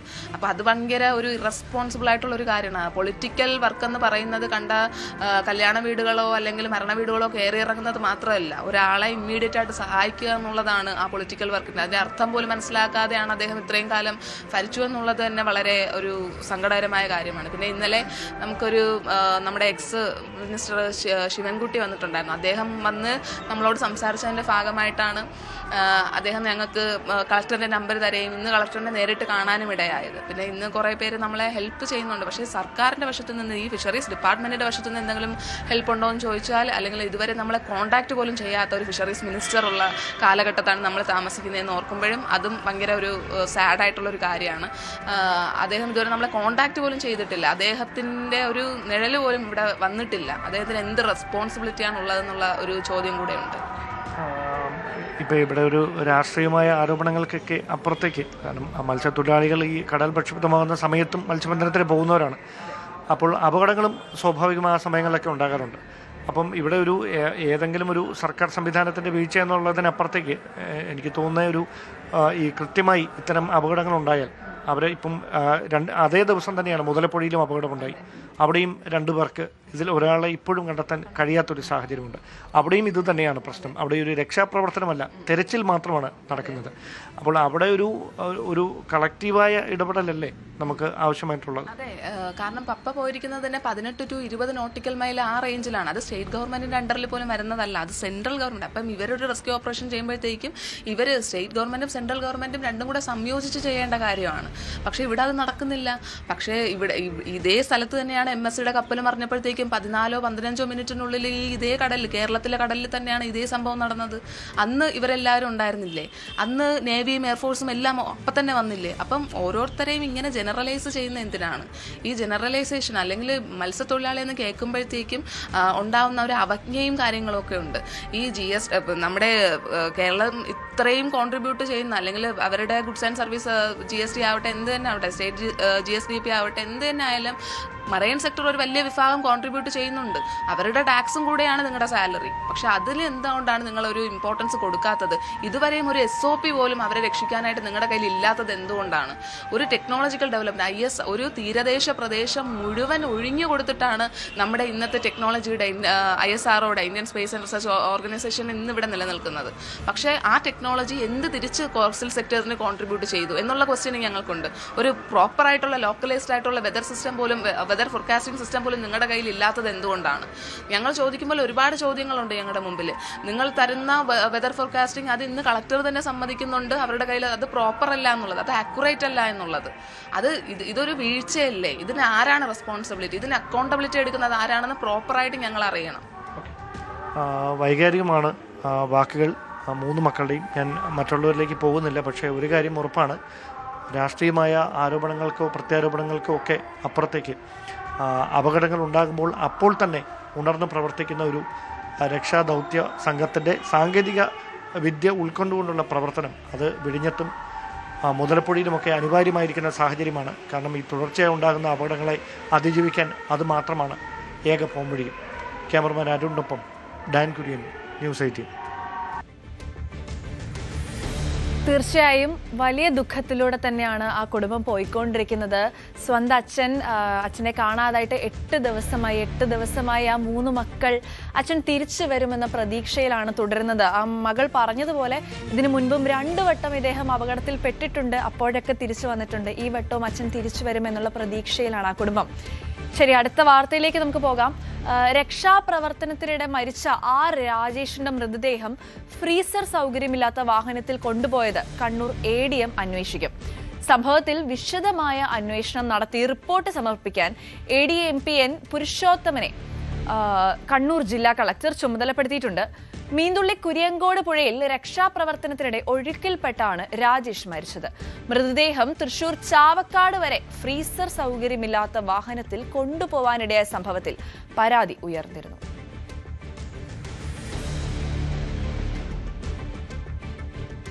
ഇടുക്കി കൂട്ടാർ പുഴയിൽ അസാധാരണമായ രീതിയിൽ പത കണ്ടെത്തുന്ന ഒരു സാഹചര്യം ഉണ്ടായിട്ടുണ്ട്. പുഴയുടെ വിവിധ ഭാഗങ്ങളിൽ വലിയ അളവിൽ പത കെട്ടിക്കിടക്കുന്നുണ്ട്. ആമയാർ ഭാഗത്തു നിന്നും വരുന്ന വെള്ളത്തിലാണ് പത കണ്ടെത്തിയത്. കൂട്ടാറിലും താഴെയുള്ള പ്രദേശങ്ങളിലുമൊക്കെ പത വ്യാപിക്കുന്ന ഒരു സാഹചര്യവും ഇതിനോടൊപ്പം തന്നെ ഉണ്ടായിട്ടുണ്ട്. മാലിന്യങ്ങളോ വീടുകളിൽ നിന്ന് സമീപത്തെ സ്ഥാപനങ്ങളിൽ നിന്നും ഒഴുക്കിവിടുന്ന രാസവസ്തുക്കളോ പുഴവെള്ളവുമായി കലർന്നതാണ് ഇതിന് കാരണമെന്നാണ് പ്രാഥമികമായിട്ട് നമുക്ക് കിട്ടുന്ന വിശദാംശങ്ങൾ. ചിലയിടങ്ങളിൽ വെള്ളത്തിന് നേരിയ ദുർഗന്ധമുള്ളതായും പ്രദേശവാസികൾ പറയുന്നുണ്ട്. കുടിവെള്ളത്തിനും മറ്റ് ദൈനംദിന ആവശ്യങ്ങൾക്കുമായി ഈ പുഴയെ ആശ്രയിക്കുന്ന 100 കണക്കിന് കുടുംബാംഗങ്ങളാണ് ഇതോടെ വലഞ്ഞിരിക്കുന്നത്. വിഷയത്തിൽ മലിനീകരണ നിയന്ത്രണ ബോർഡും തദ്ദേശ സ്വയംഭരണ അധികൃതരും അടിയന്തരമായി ഇടപെടണമെന്നും വെള്ളത്തിന്റെ സാമ്പിളുകൾ ശേഖരിച്ച് പരിശോധന നടത്തണമെന്നും പ്രദേശവാസികൾ ആവശ്യപ്പെടുന്നു. ഇത് ആറ്റിലെ വെള്ളം ഇത് പതഞ്ഞ് ഒഴുകുകയാണ്. എന്താ സംഭവം എന്നറിയത്തില്ല. ഇത് എന്തോ കെമിക്കലും എല്ലാം ചേർത്താണോ എന്താണെന്ന് അറിയത്തില്ല. ആൾക്കാർക്ക് ബുദ്ധിമുട്ടാകുന്ന അവസ്ഥയിലേക്ക് വരുമെന്ന് തോന്നുന്നു. കൈയൊക്കെ ചൊറിയും, നമ്മൾ നേരത്തൊക്കെ പറ്റിയ ഒരു ചൊറിച്ചിൽ പോലെ ഒക്കെ അവസ്ഥ അനുഭവപ്പെടുന്നുണ്ട്. എന്താണെന്ന് അറിയത്തില്ല. എന്തായാലും അടിയന്തരമായിട്ട് ബന്ധപ്പെട്ട അധികൃതർ ഇടപെടണം. എന്താണെന്ന് വെള്ളം പരിശോധിക്കുകയോ അതിനുള്ള മാർഗങ്ങൾ സ്വീകരിക്കുകയോ ചെയ്യണം.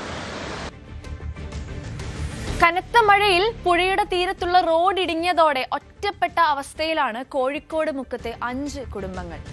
ഇരുവഴിഞ്ഞി പുഴയുടെ തീരത്തുള്ള പൊറോലത്ത് കടവ് റോഡാണ് വ്യാപകമായി ഇടിഞ്ഞത്. ഇനിയും ഇടിഞ്ഞാൽ തൊട്ടടുത്തുള്ള വീടുകൾക്കും ഇതൊരു ഭീഷണിയായി മാറും.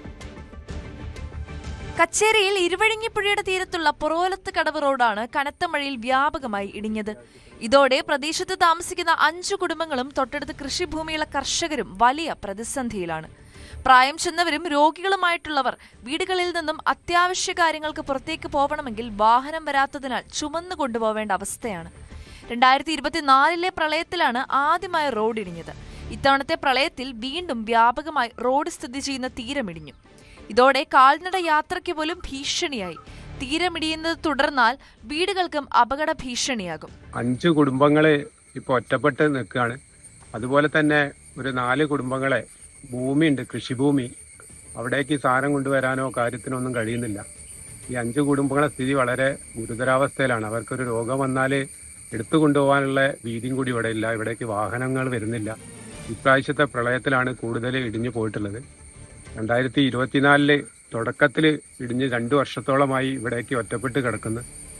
ഇറിഗേഷൻ വകുപ്പിലൊക്കെ അതിൻ്റെ എസ്റ്റിമേറ്റ് കാര്യങ്ങളൊക്കെ പോയിട്ട് 2 വർഷമായി. പക്ഷേ യാതൊരു പ്രതിവിധിയും അതിന് ഇതുവരെ കണ്ടെത്താൻ കഴിഞ്ഞിട്ടില്ല. ഈ വർഷത്തോടു കൂടി വളരെ ഗുരുതരാവസ്ഥയിലേക്ക് അത് മാറിയിരിക്കുകയാണ്. തീരം കെട്ടി സംരക്ഷിച്ചില്ലെങ്കിൽ വലിയ അപകടങ്ങൾക്ക് ഇടയാകുമെന്നാണ് ആശങ്ക. ന്യൂസ് 18 കോഴിക്കോട്. ബജറ്റ് പ്രഖ്യാപനത്തിൽ മുല്ലപ്പെരിയാർ അണക്കെട്ടിലെ ജലനിരപ്പ് ഉയർത്തുമെന്ന് തമിഴ്നാട് വീണ്ടും പ്രഖ്യാപിച്ചതോടെ കേരളം കൂടുതൽ കർശനമായ നിലപാടെടുക്കണമെന്ന് ആവശ്യം ശക്തമാകുന്നു. വിഷയത്തിൽ സർക്കാർ മെല്ലെപ്പോക്ക് നയമാണ് സ്വീകരിക്കുന്നതെന്ന് മുല്ലപ്പെരിയാർ സമരസമിതി വിമർശിക്കുകയുണ്ടായി. മുല്ലപ്പെരിയാർ വിഷയത്തിൽ തമിഴ്നാട് അനാവശ്യ പ്രകോപനം ഉണ്ടാക്കുന്നുവെന്നും പുതിയ തമിഴ്നാട് സർക്കാർ തീക്കൊള്ളി കൊണ്ട് തലചൊറിയുന്നുവെന്നും ഡീൻ കുര്യാക്കോസ് MD പറഞ്ഞു. 130 വർഷത്തിലേറെ പഴക്കമുണ്ട് മുല്ലപ്പെരിയാർ അണക്കെട്ടിന്. ജലനിരപ്പ് വർദ്ധിപ്പിക്കുന്നത് പെരിയാറിന്റെ തീരത്തെ ലക്ഷക്കണക്കിന് മനുഷ്യരുടെ സുരക്ഷയെ ബാധിച്ചേക്കും. ഈ വിഷയം ഉയർത്തിക്കാട്ടി പുതിയ ഡാം എന്ന ആവശ്യം കേരളം നിരന്തരം മുന്നോട്ട് വെച്ചിട്ടും തമിഴ്നാട് അംഗീകരിച്ചിരുന്നില്ല. ഇപ്പോൾ ജലനിരപ്പ് 142 അടിയിലേക്ക് ഉയർത്തും എന്ന് നിരന്തരം ആവർത്തിക്കുകയാണ് തമിഴ്നാട്. തമിഴ്നാടിന്റെ പ്രഖ്യാപനം കേരളത്തോടുള്ള വെല്ലുവിളിയാണെന്ന് മുല്ലപ്പെരിയാർ സമരസമിതി ആരോപിച്ചു. വിഷയത്തിൽ തമിഴ്നാട് അനാവശ്യ പ്രകോപനം ഉണ്ടാക്കുന്നുവെന്ന് അഡ്വക്കേറ്റ് ഡീൻ കുര്യാക്കോസ് MD ആരോപിച്ചു. പുതിയ തമിഴ്നാട് സർക്കാർ തീക്കൊള്ളി കൊണ്ട് തലചൊറിയുകയാണ്. നാഷണൽ ഡാം സേഫ്റ്റിയുടെ പരിഗണനയിലുള്ള വിഷയമാണ് മുല്ലപ്പെരിയാർ. വളരെ പ്രകോപനപരമായ പ്രഖ്യാപനമാണ് ബജറ്റ് പ്രസംഗത്തിൽ തമിഴ്നാട് സർക്കാർ ആവർത്തിക്കുന്നതെന്നും ഇടുക്കി MP ഡീൻ കുര്യാക്കോസ് പറഞ്ഞു. ജലനിരപ്പ് ഉയർത്തുന്നത് സുപ്രീം കോടതിയുടെ പരിഗണനയിലിരിക്കുന്ന വിഷയമാണ്. ഏകപക്ഷീയമായി തമിഴ്നാടിന് തീരുമാനമെടുക്കാൻ ആകില്ല എന്നിരിക്കെ ജലനിരപ്പ് ഉയർത്തും എന്ന തുടർച്ചയായ പ്രഖ്യാപനങ്ങൾ കേരളത്തെ പ്രകോപിപ്പിക്കാൻ ഉദ്ദേശിച്ചുകൊണ്ടുള്ളതാണ് എന്നാണ് വിലയിരുത്തപ്പെടുന്നത്. ന്യൂസ് 18 ഇടുക്കി. ഇനിയും ഒരുപാട് വാർത്തകളും വിശേഷങ്ങളും ഒക്കെ നമ്മളെ കാത്തിരിക്കുന്നുണ്ട്. അച്ചയൻസ് ഗോൾഡ് പ്രസൻസ് ന്യൂസി മോർണിംഗിൽ. അച്ചയൻസ് ഗോൾഡ് പ്രസൻസ് ന്യൂസി മോർണിംഗിലേക്ക് എന്റെ എല്ലാ പ്രിയ പ്രേക്ഷകർക്കും വീണ്ടും സ്വാഗതം. ആഭ്യന്തരമന്ത്രിയെയും പോലീസിനെയും വെല്ലുവിളിച്ച് അർജുൻ ആയങ്കി. വിരട്ടരുതെന്നും വളർന്ന പാർട്ടി വേറെയാണ് എന്നുമാണ് രമേശ് ചെന്നിത്തലയ്ക്കുള്ള മറുപടി. ഒളിവിലുള്ള എന്നെ പിടിക്കാൻ പറ്റുമെങ്കിൽ പിടിക്കൂ എന്ന് പോലീസിനെയും വെല്ലുവിളിക്കുന്നു അർജുൻ ആയങ്കി. ആജ്ഞയാണ് നമ്മളുമായി കൂടുതൽ വിശദാംശങ്ങളുമായി ചേരുന്നത്. ആജ്ഞ, ഇപ്പോൾ ഇതാ രമേശ് ചെന്നിത്തലയ്ക്ക് ഒരു വലിയ വെല്ലുവിളിയാണ് അർജുൻ ആയങ്കി മുൻപോട്ട് വെച്ചിരിക്കുന്നത്. എന്തൊക്കെയാണ് ഇതിനെ സംബന്ധിച്ചുള്ള കൂടുതൽ വിശദാംശങ്ങൾ?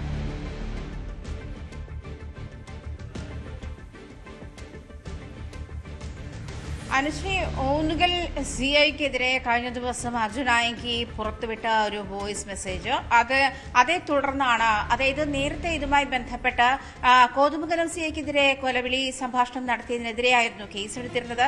തുടർന്ന് അർജുൻ ആയങ്കി മുൻകൂർ ജാമ്യം തേടുകയും മുൻകൂർ ജാമ്യം തള്ളിയ സാഹചര്യത്തിലാണ് അർജുൻ ആയങ്കിയെ പിടികൂടാനുള്ള നീക്കം ഓന്നുകൽ പോലീസ് സ്റ്റേഷനിൽ നിന്നും CIയുടെ ഭാഗത്തു നിന്നും ഉണ്ടായത്. അതേസമയം അർജുൻ ആയങ്കി കീഴടങ്ങാമെന്നായിരുന്നു അറിയിച്ചിരുന്നത്. അതേസമയം അദ്ദേഹത്തിന്റെ സുഹൃത്തുക്കളുടെ ലൊക്കേഷൻ കേന്ദ്രീകരിച്ച് എന്തിനാണ് ഓന്നുകൽ CIയുടെ നീക്കം എന്തിനായിരുന്നു? അത് അത്തരത്തിൽ, അതായത് കീഴടങ്ങാൻ തയ്യാറായ ഒരാളെ പിടികൂടി സ്റ്റാറാവാനുള്ള നീക്കമായിരുന്നു എന്ന് തുടങ്ങിയുള്ള സംഭാഷണങ്ങളായിരുന്നു, അസഭ്യവർഷമായിരുന്നു കഴിഞ്ഞ ദിവസം ഫേസ്ബുക്കിലൂടെ ഉണ്ടായിരുന്ന മെസ്സഞ്ചറിലൂടെ CIക്ക് അയച്ചിരിക്കുന്ന വോയിസ് മെസ്സേജ്. അശ്ലീല ചുവയോട് കൂടിയിട്ടുള്ള വോയിസ് മെസ്സേജ് ആയിരുന്നു. അതേ തുടർന്നാണ് അർജുൻ ആയങ്കിയെ പിടികൂടാനുള്ള നീക്കം ശക്തമാക്കുന്നത്. പോലീസിനെ വെല്ലുവിളിക്കുന്നു, 2 CIമാരെ വെല്ലുവിളിക്കുന്നു. ആദ്യഘട്ടത്തിൽ അർജുൻ ആയങ്കിയെ മെയ് 22 ഒരു കല്യാണവുമായി ബന്ധപ്പെട്ടൊരു ഹോട്ടലിൽ നിന്നാണ് അർജുൻ ആയങ്കിയും ഉൾപ്പെടെ 6 പേരെ പോലീസ് അറസ്റ്റ് ചെയ്യുന്ന സാഹചര്യമുണ്ടായത്. സംഘടിതമായ കുറ്റകൃത്യം എന്നുള്ള കുറ്റം ആരോപിച്ചുകൊണ്ട്, അതിനുള്ള ഗൂഢാലോചന നടത്തുന്നു എന്നുള്ള കുറ്റം ആരോപിച്ചുകൊണ്ടായിരുന്നു അറസ്റ്റ് ചെയ്തിരുന്നത്. അതിനാണ് കോതമംഗലം CIക്കെതിരെ അർജുൻ ആയങ്കി ആദ്യഘട്ടത്തിൽ കൊലവിളി സംഭാഷണം നടത്തിയത്. അതിനായിരുന്നു 21 ദിവസം തന്നെ തന്റെ കൂട്ടുകാരെ ഒരു കാരണവുമില്ലാതെ ജയിലിലടച്ചു എന്നുള്ള കാരണവും അതിൽ ചൂണ്ടിക്കാട്ടിയായിരുന്നു കൊലവിളി സംഭാഷണം നടത്തിയത്. തുടർന്ന് ഇങ്ങോട്ടാണ് പോലീസിനെ വെല്ലുവിളിക്കുന്ന, നിരന്തരം പോലീസിനെ വെല്ലുവിളിക്കുന്ന ഒരു നീക്കം അർജുൻ ആയങ്കിയുടെ ഭാഗത്തുനിന്നും ഉണ്ടായിരിക്കുന്നത്.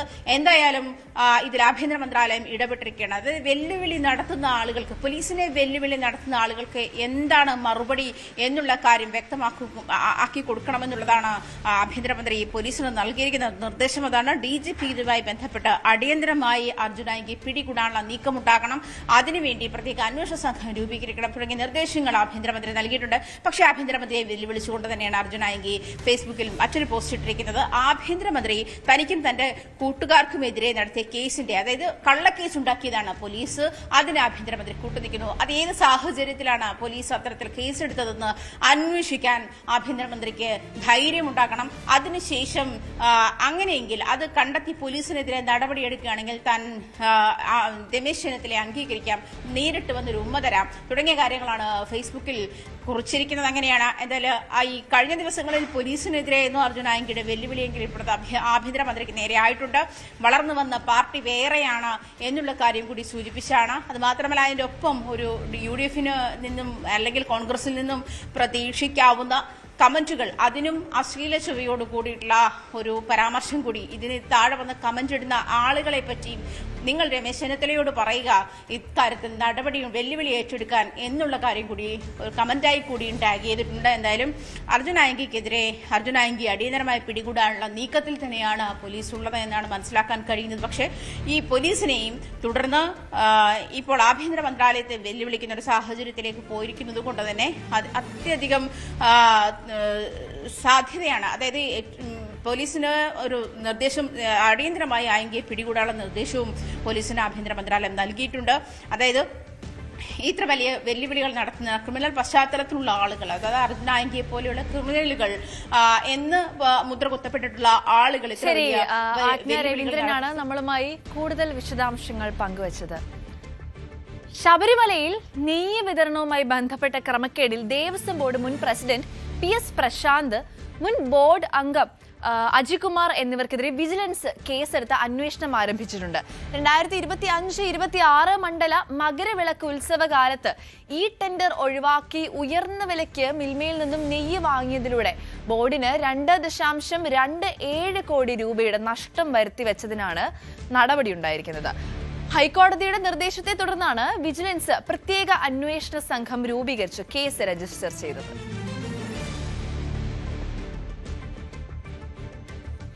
ലോക്സഭയിലും രാജ്യസഭയിലും ഇന്നും പ്രതിഷേധം കടുപ്പിക്കാൻ പ്രതിപക്ഷം.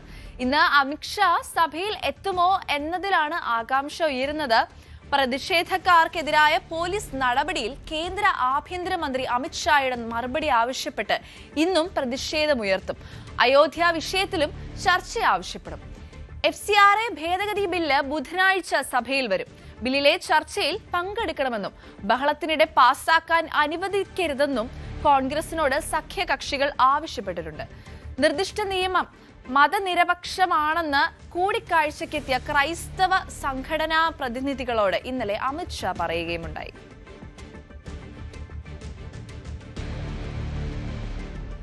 ഇറാനുമായുള്ള യുദ്ധം ഉടൻ അവസാനിക്കുമെന്നാണ് വിശ്വാസമെന്ന് US പ്രസിഡന്റ് ഡൊണാൾഡ് ട്രംപ്. ചില ആയുധങ്ങളുടെ ശേഖരം പരിമിതമാണെന്നും ട്രംപ് സമ്മതിച്ചു. I think it's going to end pretty soon. I don't think they can go much longer. Yeah, I think we're doing very well. I'm involved in the negotiation. I think we're doing fine. It could be soon. Yeah, I built up so much during my term. I rebuilt the military and also loaded it up with a lot of stuff. We have certain types of munitions that are very powerful, that we have virtual unlimited supply. We have others where it's a little bit tighter, and we're getting them in on a daily basis. As you know, our defense companies are building more plants right now than at any point in history. They're building plants for the Patriots, for the Tomahawks, for everything. 60 ദിവസത്തേക്ക് Hormuz കടലിടുക്ക് താത്കാലികമായി തുറക്കുന്നത് ഉടൻ നിലവിൽ വരുമെന്ന് Saudi മാധ്യമങ്ങളും report ചെയ്യുന്നു. ഹോർമുസിൽ fees പിരിക്കാനുള്ള നീക്കം പ്രായോഗികമല്ലെന്നാണ് ഈ രംഗത്തെ വിദഗ്ധർ വിലയിരുത്തുന്നത്. ഹോർമുസിൽ അമേരിക്കയും ഇസ്രായേലിനെയും വിലക്കി നിയന്ത്രണം കടുപ്പിക്കാനുള്ള കരട് ബില്ലിൽ ഇറാൻ പാർലമെന്റിൽ ചർച്ച തുടങ്ങിയിട്ടുമുണ്ട്. നയതന്ത്ര ശ്രമങ്ങൾ തുടരുമ്പോൾ യമനിലെ ഹൂതി വിമതർ ഇന്നലെ നടത്തിയ ആക്രമണത്തിൽ 18 സൈനികർ കൊല്ലപ്പെട്ടെന്ന് യമൻ അറിയിക്കുകയുണ്ടായി. ഇതുമായി ബന്ധപ്പെട്ട കൂടുതൽ വിശദാംശങ്ങളുമായി കാർത്തിക്കാണ് നമ്മളുമായി ചേരുന്നത്. കാർത്തിക്, ട്രംപിന്റെ ഒരു പ്രതികരണത്തിൽ നിന്നും നമുക്ക് എന്താണ് മനസ്സിലാക്കാൻ സാധിക്കുന്നത്? സറ, ഇറാനുമായി ബന്ധപ്പെട്ട ചോദ്യങ്ങൾക്ക് ഓവൽ ഓഫീസിൽ ട്രംപ് മണിക്കൂറുകൾക്ക് മുൻപ് നടത്തിയ പ്രതികരണമാണ് നമ്മൾ കേട്ടത്. എല്ലാം ഉടൻ അവസാനിക്കും, നല്ല രീതിയിൽ അവസാനിക്കും, കാര്യങ്ങൾ മുന്നോട്ട് പോവുകയാണ്, ഈ പ്രതിസന്ധി അധികം തുടരില്ല എന്നാണ് ട്രംപ് പ്രതികരണത്തിൽ വ്യക്തമാക്കുന്നത്. അതായത് ഹോർമൂസ് താൽക്കാലികമായി തുറക്കാനുള്ള ധാരണയിലേക്ക് ഉടൻ എത്തും എന്ന സൂചന തന്നെയാണ് ഇന്നും അദ്ദേഹത്തിൻ്റെ വാക്കുകളിൽ നിലനിൽക്കുന്നത്. പക്ഷേ അതുമായി ബന്ധപ്പെട്ട ചോദ്യങ്ങൾക്കൊപ്പം അമേരിക്ക ഈ യുദ്ധത്തിൽ ആയുധശേഖരത്തിൽ അവർക്ക് വലിയ രീതിയിലുള്ള കുറവ് വന്നു എന്ന കഴിഞ്ഞ ദിവസം CNN റിപ്പോർട്ട് ചെയ്തിരുന്നു. 80% ഇന്റർസെപ്റ്ററുകൾ കുറവുണ്ടായി എന്നായിരുന്നു റിപ്പോർട്ട്. ഇതുമായി ബന്ധപ്പെട്ട ചോദ്യങ്ങൾക്ക് അദ്ദേഹം നിഷേധിക്കുന്നു എങ്കിലും, അതായത് നിലവിൽ അത്തരത്തിൽ ആയുധശേഖരത്തിൽ കുറവില്ല എന്ന് പറയുന്നുണ്ട് എങ്കിൽ കൂടിയും മറ്റ് ചില കാര്യങ്ങൾ ട്രംപ് ഈ വാർത്താസമ്മേളനത്തിൽ സ്ഥിരീകരിക്കുന്നു എന്നതാണ്. ആയുധശേഖരം കുറഞ്ഞു എന്ന് സമ്മതിക്കുന്നതോടൊപ്പം തന്നെ പ്രതിരോധ കമ്പനികൾ, അമേരിക്കൻ പ്രതിരോധ കമ്പനികൾ കൂടുതൽ മിസൈലുകൾ നിർമ്മിക്കാൻ തുടങ്ങിയിരിക്കുന്നു എന്ന് ട്രംപ് സ്ഥിരീകരിക്കുന്നു. അതായത് പാട്രിയോട്ട് ടോമോഹാക്ക് മിസൈലുകൾ അത് നിർമ്മിക്കാൻ തുടങ്ങിയിരിക്കുന്നു എന്ന് ട്രംപ് തന്നെ സ്ഥിരീകരിക്കുന്ന സാഹചര്യമാണ് ഉള്ളത്. അതാണ് ട്രംപിൻ്റെ പ്രതികരണവുമായി ബന്ധപ്പെട്ട വാർത്ത. മറ്റൊന്ന് ഹോർമൂസ് കടലിടുക്കുമായി ബന്ധപ്പെട്ടാണ്. ഹോർമൂസ് താൽക്കാലികമായി തുറക്കാൻ ഇറാനും ഒമാനും തമ്മിൽ കരാറിലെത്തി എന്ന് കഴിഞ്ഞ ദിവസം തന്നെ സ്ഥിരീകരണം ഉണ്ടായിരുന്നു. പക്ഷേ വ്യവസ്ഥകൾ വിശദമായി ഉൾപ്പെടുത്തിക്കൊണ്ട് ഇരു രാജ്യങ്ങളുടെയും സംയുക്ത പ്രസ്താവന അത് ഇതുവരെ പുറത്തു വന്നിട്ടില്ല. ഹോർമൂസിലൂടെയുള്ള പ്രവേശനവും അകത്തേക്കും പുറത്തേക്കും അത് ക്രമീകരിക്കുന്ന തരത്തിലാണ് ഈ വ്യവസ്ഥകൾ ഉള്ളത്. എന്തായാലും വ്യവസ്ഥകളുടെ വിശദാംശങ്ങൾ പുറത്തു വന്നിട്ടില്ല എങ്കിലും കഴിഞ്ഞ ദിവസം വന്ന റിപ്പോർട്ടുകൾ അനുസരിച്ച് 60 ദിവസത്തേക്കുള്ള താൽക്കാലിക ക്രമീകരണമാകും ഒരുങ്ങുക. എന്തായാലും ചരക്ക് കപ്പലുകൾക്ക് ഹോർമൂസ് കടലിടുക്കിലൂടെ ഗതാഗതം സുഗമമാക്കാനുള്ള താൽക്കാലിക ക്രമീകരണം ഉടൻ ഒരുങ്ങുമെന്ന് തന്നെയാണ് പ്രതീക്ഷിക്കുന്നത്. പക്ഷേ ഇപ്പോഴും ആഗോളതലത്തിൽ ചർച്ചയായിരിക്കുന്നത് കഴിഞ്ഞ ദിവസം ഹോർമൂസ് കടലിടുക്കിൽ ഫീസ് പിരിക്കാൻ ഇറാൻ നീക്കം നടത്തുന്നു എന്ന വാർത്തകളാണ്. 7% വരെ ഫീസ് ഈടാക്കാനുള്ള ഇറാന്റെ നീക്കങ്ങൾക്കെതിരെ വലിയ തോതിലുള്ള പ്രതിഷേധം ഉയർന്നിട്ടുണ്ട്. ഇത് പ്രായോഗികമല്ല എന്നാണ് ഈ രംഗത്തെ വിദഗ്ധർ ചൂണ്ടിക്കാട്ടുന്നതും. അതായത് ഇത്തരത്തിൽ പിരിക്കുമ്പോൾ ഇറാന് വലിയ തോതിലുള്ള വരുമാനമുണ്ടാകും. പക്ഷേ ഇതുമായി ബന്ധപ്പെട്ട് ബിസിനസ് നടത്തുന്ന കമ്പനികൾക്ക് വലിയ തോതിലുള്ള നഷ്ടം ഉണ്ടാകും എന്നാണ് ചൂണ്ടിക്കാട്ടപ്പെടുന്നത്. എന്തായാലും അത്തരം വിശദാംശങ്ങൾ പുറത്തു വന്നിട്ടില്ല. 60 ദിവസത്തേക്ക് ശേഷമുള്ള കാര്യങ്ങളാണ് അതൊക്കെ. എങ്കിൽ കൂടിയും ഇറാൻ പാർലമെന്റിൽ ഇതുമായി ബന്ധപ്പെട്ട ചർച്ചകൾ ഇപ്പോൾ തുടങ്ങിയിരിക്കുന്നു എന്നതാണ് ശ്രദ്ധേയം. അതായത് ഒരു കരട് ബില്ല്, ഹോർമൂസിന്റെ പരമാധികാരം ഇറാൻ ഏറ്റെടുത്തുകൊണ്ട് അവിടെ നടപ്പാക്കാൻ ഉദ്ദേശിക്കുന്ന കാര്യങ്ങൾ സംബന്ധിച്ച വിശദാംശങ്ങൾ ഉൾപ്പെടുത്തിക്കൊണ്ടുള്ള കരട് ബില്ലിൽ ഇറാൻ പാർലമെന്റിൽ ചർച്ച തുടങ്ങിക്കഴിഞ്ഞു. അതിൽ ശ്രദ്ധേയമായ ചില വ്യവസ്ഥകൾ ഇപ്പോൾ പുറത്തുവരുന്ന റിപ്പോർട്ടുകൾ അനുസരിച്ചുണ്ട്. അതായത് ശത്രുപക്ഷത്തുള്ള രാജ്യങ്ങളായ അമേരിക്ക, ഇസ്രയേൽ അടക്കമുള്ള രാജ്യങ്ങൾക്ക് അവിടെ ആ ഷിപ്പ് വേയിൽ, ആ കപ്പൽ ഗതാഗത പാതയിൽ വിലക്കേർപ്പെടുത്തുന്നത് അടക്കമുള്ള വ്യവസ്ഥകൾ ഉണ്ട് എന്നാണ് പുറത്തുവരുന്ന റിപ്പോർട്ടുകൾ. അക്കാര്യങ്ങളിൽ കൂടുതൽ സ്ഥിരീകരണം വരേണ്ടതുണ്ട്. എന്തായാലും നയതന്ത്ര ശ്രമങ്ങൾ ഒരു വശത്ത് സജീവമായി തുടരുന്നു. ഏറ്റവും ഒടുവിൽ പുറത്തുവരുന്ന റിപ്പോർട്ടുകൾ അനുസരിച്ച് ചർച്ച അന്തിമഘട്ടത്തിലാണ്. ഇറാന്റെ പരമോന്നത നേതാവിന്റെ അനുമതി കൂടി ലഭിക്കുന്നതോടെ ഈ വ്യവസ്ഥകൾ സംബന്ധിച്ച് ഇരു രാജ്യങ്ങളുടെയും സംയുക്ത പ്രസ്താവന പുറത്തുവരികയും ചെയ്യും. മറ്റൊന്ന്, നയതന്ത്ര ശ്രമങ്ങൾ ഒരു വശത്ത് സജീവമായി തുടരുമ്പോഴും യമനിലടക്കം ഇറാനെ പിന്തുണയ്ക്കുന്ന ഹൂതികളെ ലക്ഷ്യമിട്ടുകൊണ്ടുള്ള ആക്രമണങ്ങൾ അത് ശക്തമായി തുടരുകയാണ്. കഴിഞ്ഞ രാത്രിയിലും ശക്തമായ ആക്രമണം ഹൂതികൾ യമൻ സൈന്യത്തിന് നേരെ നടത്തി. ഏതാണ്ട് 18ഓളം പേർ കൊല്ലപ്പെട്ടു എന്നാണ് യമൻ സൈന്യം തന്നെ സ്ഥിരീകരിക്കുന്നത്. ഇത് സൗദിയെ ലക്ഷ്യമാക്കിയുള്ള ഹൂതി വിമതരുടെ നീക്കങ്ങൾ കൂടുതൽ ശക്തമാക്കുന്നു എന്നതിൻ്റെ സൂചനയാണ്. നമുക്കറിയാം, കഴിഞ്ഞ ദിവസങ്ങളിൽ സൗദി അറേബ്യ തന്നെ മുൻകൈയെടുത്ത് 14 രാജ്യങ്ങളെ ഉൾപ്പെടുത്തി ചെങ്കടലിലും അതോടൊപ്പം തന്നെ അവർ നിലനിൽക്കുന്ന ബാബൽ മന്ദബിലടക്കം അവധി കടന്നു പോകുന്ന കപ്പലുകൾക്കടക്കം സുരക്ഷ ഉറപ്പാക്കുന്നതിന് ഒരു നാവിക പ്രതിരോധ സഖ്യത്തിന് രൂപം നൽകി. കാർത്തിക്കാണ് നമ്മുടെ ന്യൂസ് ഡെസ്കിൽ നിന്നും കൂടുതൽ വിശദാംശങ്ങൾ നമുക്ക് നൽകിയത്. എന്തായാലും ഹോർമുസ് കടലിടുക്ക് താത്കാലികമായി തുറക്കും എന്ന് തന്നെയാണ് നമുക്ക് പ്രതീക്ഷിക്കാനും സാധിക്കുന്നത്. കോടികൾ ചെലവിട്ട് കാസർഗോഡ് മഞ്ചേശ്വരത്ത് നിർമ്മിച്ച ഫിഷിംഗ് ഹാർബർ നോക്കുകുത്തിയായി മാറുന്നു. 150 കോടി രൂപ ചെലവഴിച്ചാണ് ഉമ്മൻചാണ്ടിയുടെ ഭരണകാലത്ത് മഞ്ചേശ്വരം ഫിഷിംഗ് ഹാർബർ നിർമ്മാണം പൂർത്തീകരിച്ചത്. പിന്നീട് വന്ന ഇടത് സർക്കാർ 10 വർഷം ഇതിനെ തിരിഞ്ഞു നോക്കിയതുമില്ല. ഹാർബറിലേക്കുള്ള റോഡുകൾ ശക്തമായ കടലാക്രമണത്തിൽ തകർന്ന നിലയിലാണുള്ളത്. മഞ്ചേശ്വരം നിവാസികളുടെ ഏറെ നാളത്തെ ആഗ്രഹമായിരുന്നു ഒരു ഹാർബർ വേണമെന്നത്. പക്ഷേ 5 വർഷത്തിലേറെയായി ഹാർബർ നിർമ്മാണം പൂർത്തിയാക്കിയിട്ടും ഇവിടെ യാതൊരു വിധത്തിലുള്ള പ്രവർത്തനം ആരംഭിച്ചിട്ടില്ല എന്നാണ് ഏറ്റവും പ്രധാനം. നമ്മോടൊപ്പം പ്രദേശവാസികൾ തന്നെ ചേരുന്നു. എന്താണ് നിലവിലെ ഒരു ഹാർബറിന്റെ അവസ്ഥ? 5 വർഷത്തോളമായി ഈ ഹാർബർ ഉദ്ഘാടനം ചെയ്തിട്ട് നിലവിലെ സാഹചര്യം? നിലവിലെ സാഹചര്യം എന്ന് പറഞ്ഞാൽ ഇപ്പോൾ മഴക്കാലത്ത് പല പ്രതീക്ഷയായി, മുമ്പ് ഈ ഹാർബറും വരുന്ന സമയത്ത് നാട്ടുകാരൊക്കെ വലിയ പ്രതീക്ഷയിലായിരുന്നു. ഇവിടുത്തെ ഡെവലപ്മെൻറ്റും ഇവിടുത്തെ വികസന കാര്യങ്ങളും എല്ലാം നാട്ടുകാരൊക്കെ ഭയങ്കര സന്തോഷത്തിലായിരുന്നു. ഇപ്പോൾ ഈ സമയത്ത് ഹാർബർ ഉദ്ഘാടനം ചെയ്തിട്ടേ ഉള്ളൂ. അവിടെ വലിയൊരു ഹെവി തോണി, അതുപോലെ ബോട്ട്, അങ്ങനത്തെ ഒരു സംഗതി അവിടെ ഇത് ലാൻഡ് ചെയ്യാൻ പറ്റുന്നില്ല. അപ്പോൾ ഇതിനുള്ള വരുന്ന റോഡുകൾ ഈ മഴക്കാലത്തൊക്കെ അവിടെ മണ്ണ് കയറി ആ റോഡ് വർഷം ഈ തീരദേശത്തുള്ള കടൽ ഇങ്ങനെ കൊണ്ടുപോകും.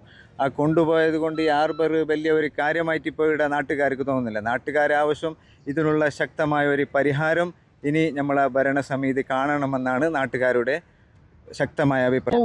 ഒരു നടപടിയും ഇല്ല ഇവിടെ എന്ന് പറഞ്ഞാൽ നമ്മൾ ഈ 6 ബാറിൻ്റെ അകത്ത് തന്നെ നമുക്കൊരു ബോട്ടോ തോണിയോ ഓടോ ഒന്നും പോകാൻ പറ്റുന്നില്ല. അങ്ങനത്തെ അവസ്ഥയിലാണുള്ളത്. അപ്പോൾ അതുകൊണ്ട് ദയവ് ചെയ്തിട്ട് നമ്മൾ ഈ സർക്കാരിനോട് പറയാനുള്ളതെന്നില്ലെങ്കിൽ നമ്മൾ ഈ 6 ബാറിന് എന്തെങ്കിലും ചെയ്തിട്ട് നമ്മൾ നാട്ടിലേക്ക് വേണ്ടി നല്ലതെന്ന് ചെയ്തു തരണമെന്നാണ് നമ്മൾ പറയുന്നത്. കടലിൽ പോകാൻ പറ്റാത്ത അവസ്ഥയിലാണ് ഇപ്പോൾ ഉള്ളത്.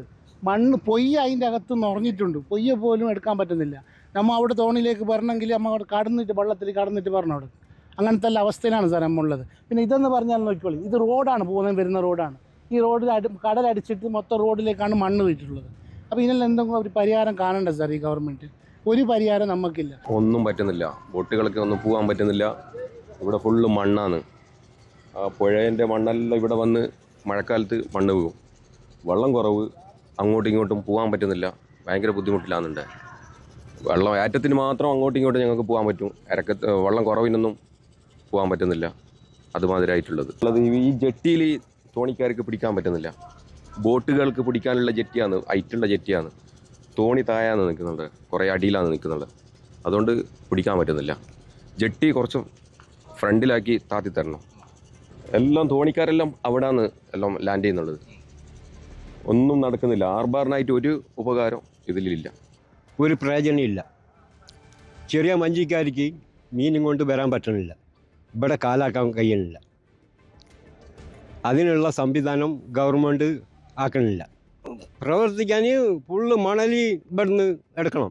അവിടെ നിന്ന് മണലെടുത്തല്ലാതെ ഒരു പ്രയോജനമില്ല. മഞ്ചേശ്വരം നിവാസികളുടെ ഏറെ നാളത്തെ ആവശ്യമായിരുന്നു ഇവിടെ ഒരു ഹാർബർ വേണമെന്നത്. പക്ഷേ 6 വർഷമായിട്ടും ഈ ഹാർബറിൽ കാര്യമായ പ്രവൃത്തികളൊന്നും നടന്നിട്ടില്ല. മത്സ്യത്തൊഴിലാളികളെ സംബന്ധിച്ചിടത്തോളം ഒരു പ്രയോജനവുമില്ലാത്തൊരു ഹാർബറായി ഇത് മാറിയിരിക്കുകയാണ്. ഇതിൻ്റെ പ്രവർത്തനം പൂർണ്ണതോതിൽ സജ്ജമാക്കണമെന്നൊരു ആവശ്യമാണ് മത്സ്യത്തൊഴിലാളികൾ ഉൾപ്പെടെ ആവശ്യപ്പെടുന്നത്.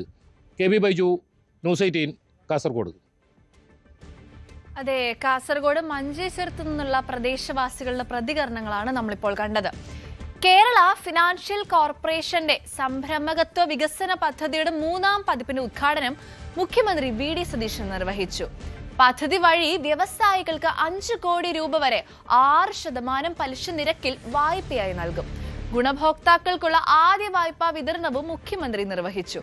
സംരംഭകരെ ശാക്തീകരിക്കുക, സൂക്ഷ്മ ചെറുകിട ഇടത്തരം വ്യവസായ മേഖലയെ ശക്തിപ്പെടുത്തുക, സംസ്ഥാനത്തുടനീളം വലിയ തോതിൽ തൊഴിലവസരങ്ങൾ സൃഷ്ടിക്കുക എന്നിവയാണ് പദ്ധതിയിലൂടെ ലക്ഷ്യമാക്കുന്നത്.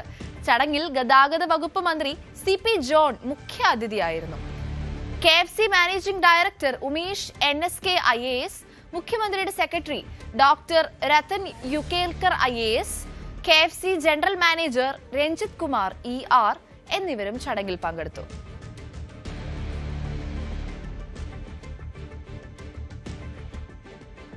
ഇന്നും ഒരുപാട് മഴ വാർത്തകളൊക്കെ തന്നെയാണ് നമ്മൾ കണ്ടത്. എന്താണേലും കാലാവസ്ഥ ഉടൻ തന്നെ നമുക്ക് അനുകൂലമാകുമെന്ന് നമുക്ക് പ്രതീക്ഷിക്കാം. എല്ലാ മുന്നറിയിപ്പുകളും പാലിക്കുക. ഒരു ചെറിയൊരു കെയർലെസ്നെസ് വലിയൊരു സങ്കടത്തിലേക്ക് പോകുന്ന ഒരു അവസ്ഥയ്ക്ക് ഉണ്ടാവാതിരിക്കാൻ എല്ലാവരും ശ്രദ്ധിക്കുക. ഇനിയും ഒരുപാട് വാർത്തകളും വിശേഷങ്ങളും കഥകളും ഒക്കെയായി നാളെയും ഇതേ സമയം രാവിലെ കൃത്യം 7 മണിക്ക് ഞാൻ നിങ്ങളോടൊപ്പം ചേരുന്നതായിരിക്കും. Achayans gold presence news morning ഇന്നിവിടെ അവസാനിക്കുകയാണ്. ദിസ് ഇസ് സെറാമിയ ഐസൻ വൈനിങ് ഓഫ്.